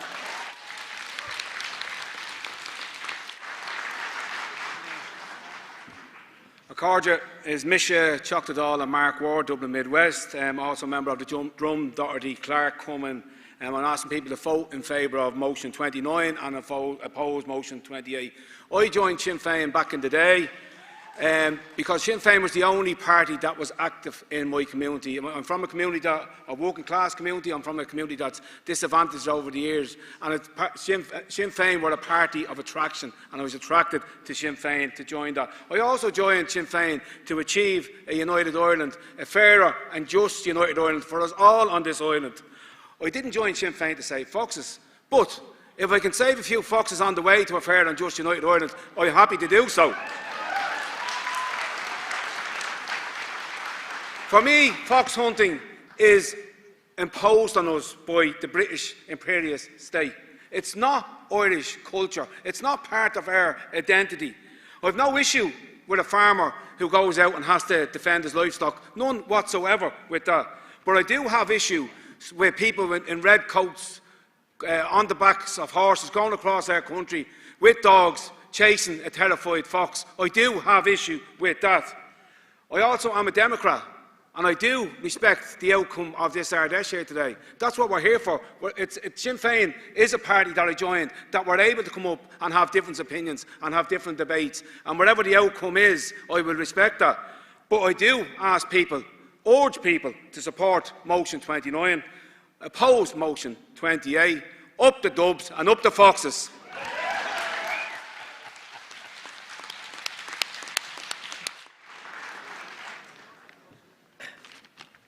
Conor Phelan ó Chumann Ruth Hackett Gildara agus mé an seo le leir tar ceann Rún Fihinné nó a bhábhar Rún Fihinní.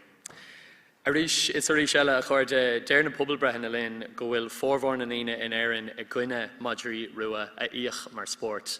Sna sé chundé tá 72 fan géid de ghuine ina chuine agus na sé chundé is fid tá 69 fan géid de ghuine ina chuine.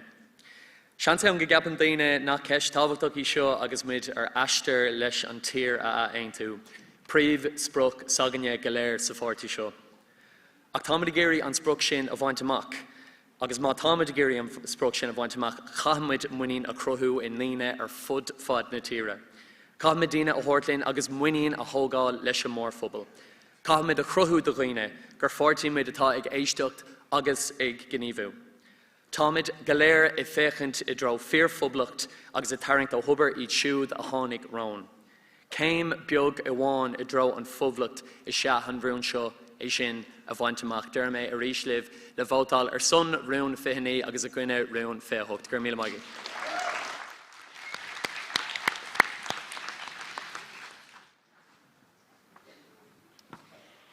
Dakota Nick Faman, Seamus Harvey Common, Balafé, Dunanal, Corder Conte, a charja Boilam Lord, son Rune Fihani, August and I, and son Rune Fihani, August and I, Rune Fia Hocht. Those proposing Motion 28 that re-regulate fox hunting want you to believe that this issue creates a wedge between rural and urban Ireland, a wedge between left-wing parties in rural Ireland. I ask, where is the evidence for this? I represent rural Ireland, and so do many of the speakers. And many of the 21 coming here from Donegal to North West Cork who sponsored this motion. I can tell you this entire argument has been framed around a false premise and influenced from the start by bad faith actors. The facts are, rural Ireland wants to ban fox hunting, young people in my community want to ban fox hunting, old people in my community want to ban fox hunting, and farmers in my community want to ban fox hunting. 73% of rural Ireland wants a ban according to a poll earlier in the year. Only 2% of people have ever engaged in fox hunting. Remember, this motion protects hunting and fishing, so that's only 2% of the people that are even invested in what the motion is about. Ask yourself how many of those are Sinn Féin voters, or are ever likely to be, and when you start to realise the risk that 29 poses, which is not a risk at all. And what is the upside? We take a stand for animal welfare, progressive values, and we eliminate the biggest obstacle put in the way of getting young people involved in this party. Ultimately, we move away from our current position on this issue, which, in case you didn't know, it's to the right of the Tory party. The moment this was made an issue at the presidential election signalled the end of this party being able to support fox hunting in any way. Ireland, including rural Ireland, said loud and clear that we have moved past such barbarity. We will now lose votes if we pass Motion 28 and not Motion 29. Arisha Karja, Tamiglor Todhchaí son Ruan Fianni.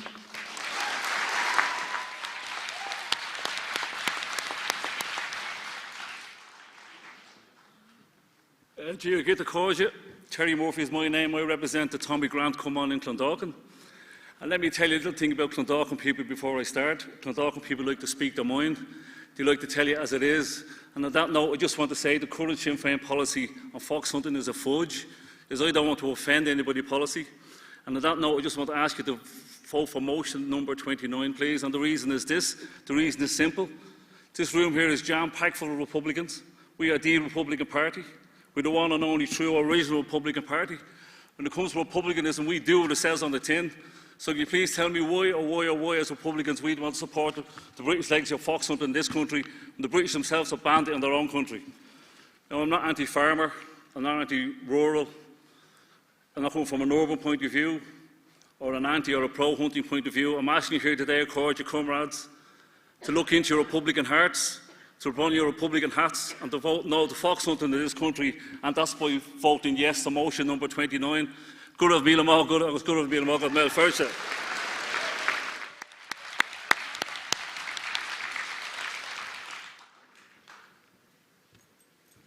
G.A.D. Vicarja, Councillor Niamh McCooey, Monaghan, Corley Cantor.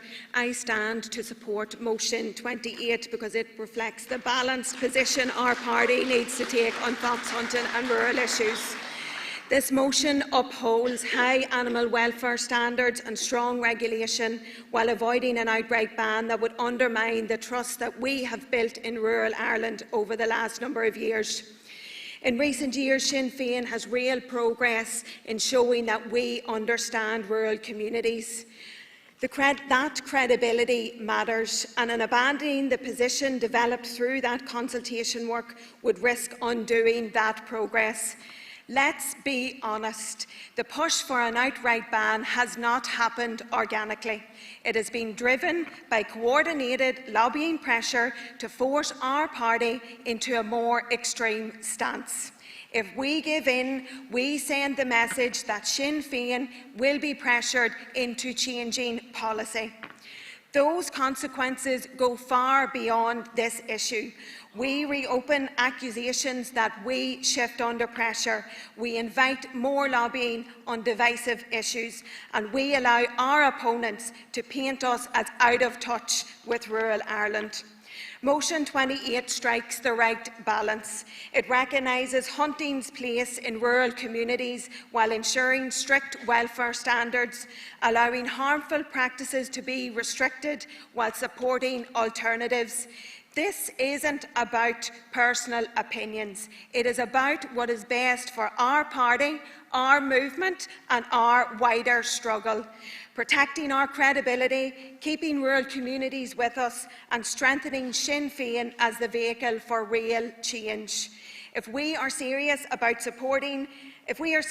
building support across this island, we must hold the sensible, pragmatic position that we have built. I urge delegates to support Motion 28.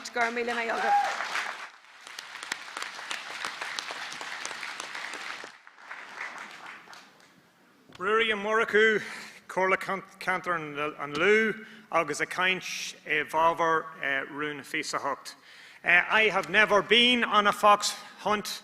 I have never seen a fox hunt in operation, and I'm fairly sure anyone in a fox hunt wouldn't want me on it in the first place. But Motion 28 probably could have been improved by not dealing with Louth's greatest hurler and Cuchulainn. I will agree with that. But the fact is, it does deal with the regulation in relation to fox hunting. What it doesn't do is open us to a wedge issue that has been used by our enemies and will be used by our enemies. We've been in this place before. And what will it do? It will not help us on the road to removing Fine Gael and Fianna Fáil from government. It will be no good to getting us into government to deliver for the 97-year-old woman who still has to look after her Down syndrome son because this government and the southern state never put the resources in to look after its people. We are all for regulation. We are all for animal welfare, but we need to make sure that we defend our struggle and that we deliver ourselves into government, a Republican, left-leaning government that follows through. While I am in this city, this is a city, and I spoke earlier about activism, but let's remember the activism that got us here, and that's the activism of volunteer Bobby Sands, volunteer Joe McDonnell, and volunteer Kieran Doherty. We need to deliver the Republic. We need not to be held up by wedge issues, and then we need to ensure that we do not take one step backwards and we continue on arriling le chéile an phoblach le bú.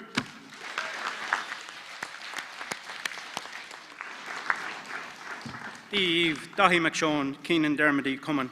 Unlike many speakers before myself, many gun clubs, organisations such as the NRGC have done an awful lot for biodiversity and conservation, and we need to acknowledge that. I'm disappointed that these wedge issues are being raised, creating a rural-urban divide within the party that we don't need when we're trying to build a united Ireland. When we should be debating issues such as housing, such as healthcare and such as cost of living, we're spending too much time on this. The previous motion, or rest of motions are being forgotten about in this Clare because we're spending too much time on this issue that's creating a wedge within the party that we don't need. People in rural Ireland are saying, what next? Many talked about banning fox hunting. They did fox hunting outright or just on horseback? What is it? Clarify that. Because what next? That's what you are going to create in Sinn Féin.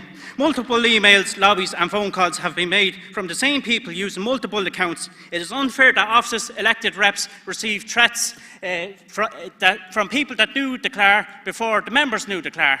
That showed huge disrespect, and I ask that the people that leaked this Declare to the public should step away from the party, because so much for confidentiality within the party. We're falling into the Ruth Coppinger trap here. Ruth Coppinger is dependent on our votes also. Not just Fianna Fáil and Fine Gael. We need to keep the left vote. But if we keep falling into the Ruth Coppinger's trap and focusing on these wedge issues, we're going nowhere. Please support motion 28 and have some respect for the elected reps that lost their seats over these issues in the past when they were debated.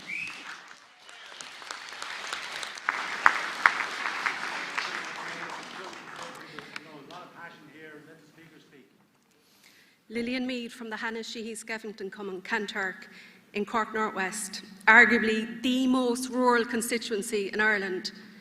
I speak in opposition to motion 28 and in favour of motion 29. I come from rural Ireland. I was proudly raised on Mount Hillary in the Bogra Mountains, in the heart of Duhallow, a region long associated with fox hunting and home to one of the oldest foxhound packs established in 1745. Opposing fox hunting is not opposing rural Ireland. It is standing up for what rural Ireland actually is. As previous speakers mentioned, motion 28 leans on mythology, invoking figures like Cuchulainn. But we are not living in mythological Ireland. Tradition is not a defence of cruelty or brutality. History matters. During the War of Independence, hunts were disrupted by Sinn Féin activists as resistance to British rule and landlord culture. Fox hunting is not a symbol of Irish identity. It is the opposite. Motion 28 asks us to strike a balance. But there is no balance between animal welfare and a blood sport carried out for leisure. Let's be honest, fox hunting does not define rural Ireland. Most rural people don't take part in it, and the vast majority of us oppose it. That is why I ask delegates to oppose motion 28 and support motion 29. Motion 29 protects farmers' rights to defend livestock, supports hunting and fishing for food, and enables proper wildlife management, while also drawing a clear line.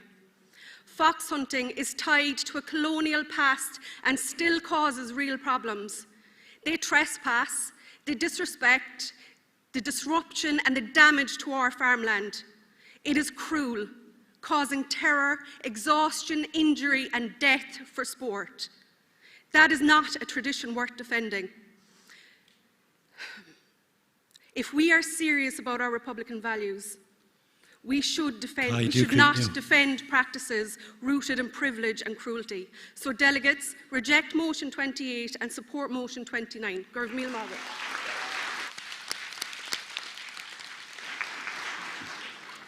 Cathy Bennett, Monaghan Curla Cantor. Akarja, I urge you to support motion 28, which reaffirms a party policy endorsed by members at the last Ardesh, which followed an extensive engagement on all structures on animal welfare and hunting-related issues. That position for strong regulation for all types of hunting allows for the limitations of the types of hunting permitted. I believe that this is the correct policy and the correct approach. I have heard people make the case that this only impacts a small number of people, or that it is not an urban-rural issue.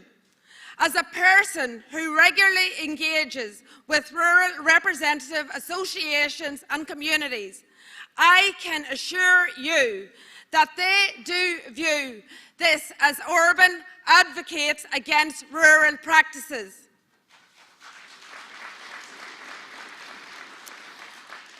But I will say this: we need to adopt motion 28 or it will be seen as Sinn Féin joining in the attacks on rural ways of life. We have seen in recent days the reaction to a political figure who was confident in his talking down of rural Ireland. We do not want to be the same as him.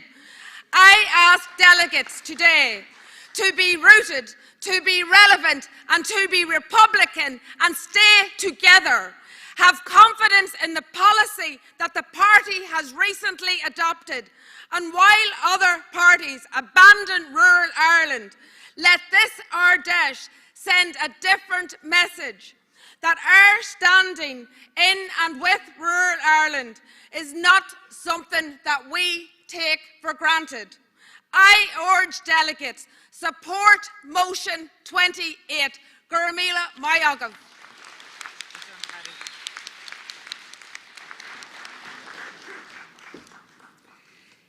Ismisha Shanador Joanne Collins, Limerick County, Corla Counter, speaking in motion of 28, support of motion 28. To be clear, what we need here is balance, not an outright ban. We have seen that happen elsewhere. In England, bans simply didn't end these activities, they changed them.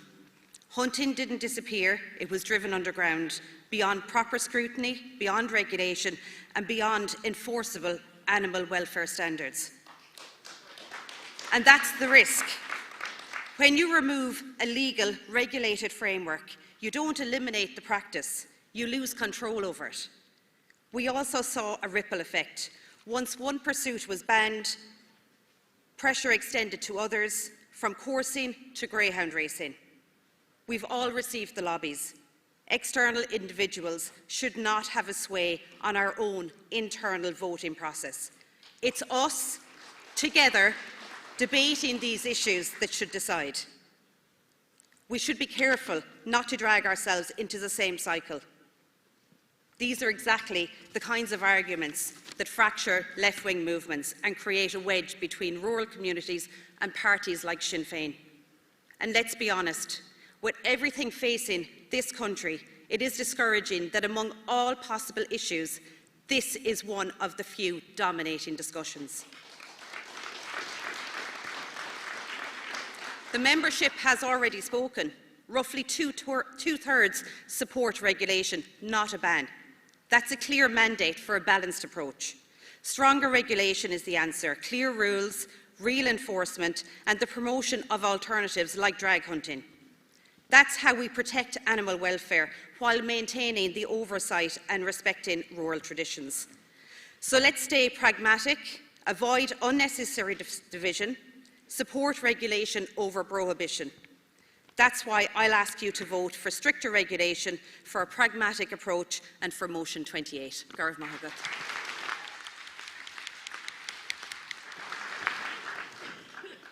Akarja, Ismisha Councillor Sinead Flynn, Tony Ahern Common, Gundy Moonagone. I speak in support of motion 28. This motion sets out a balanced and practical approach, one that supports strong regulation while ensuring the flexibility to address concerns without resorting to an outright ban. And that balance matters. In recent years, significant work has gone into building trust and credibility in rural Ireland. That didn't happen by chance. It came from listening, engaging and respecting people's ways of life. If we move to a full ban, we risk undoing that progress overnight. Motion 28 is a sensible position. It is pragmatic, measured and reflects where the majority of people, including within our own party, stand on this issue. This is not about individual views. It's about what strengthens our party and broadens our support. We've already had this debate. Our current position was shaped through genuine engagement across the party. To change it now, under pressure, would send the wrong signal. It would leave us open to accusations of inconsistency, invite further pressure on divisive issues, and give our opponents an opportunity to undermine us, especially in rural communities. We've seen what happens when parties lose touch with rural Ireland. We cannot afford to make that mistake. So now it is time to stand firm, to stand for strong animal welfare, to stand for proper regulation, and to stand with the rural communities. I'm asking delegates to please support motion 28. Attention, please. Attention, please. Please leave the building immediately. Please leave the building immediately by the nearest exit. Okay, can everybody please clear the hall? Thank you.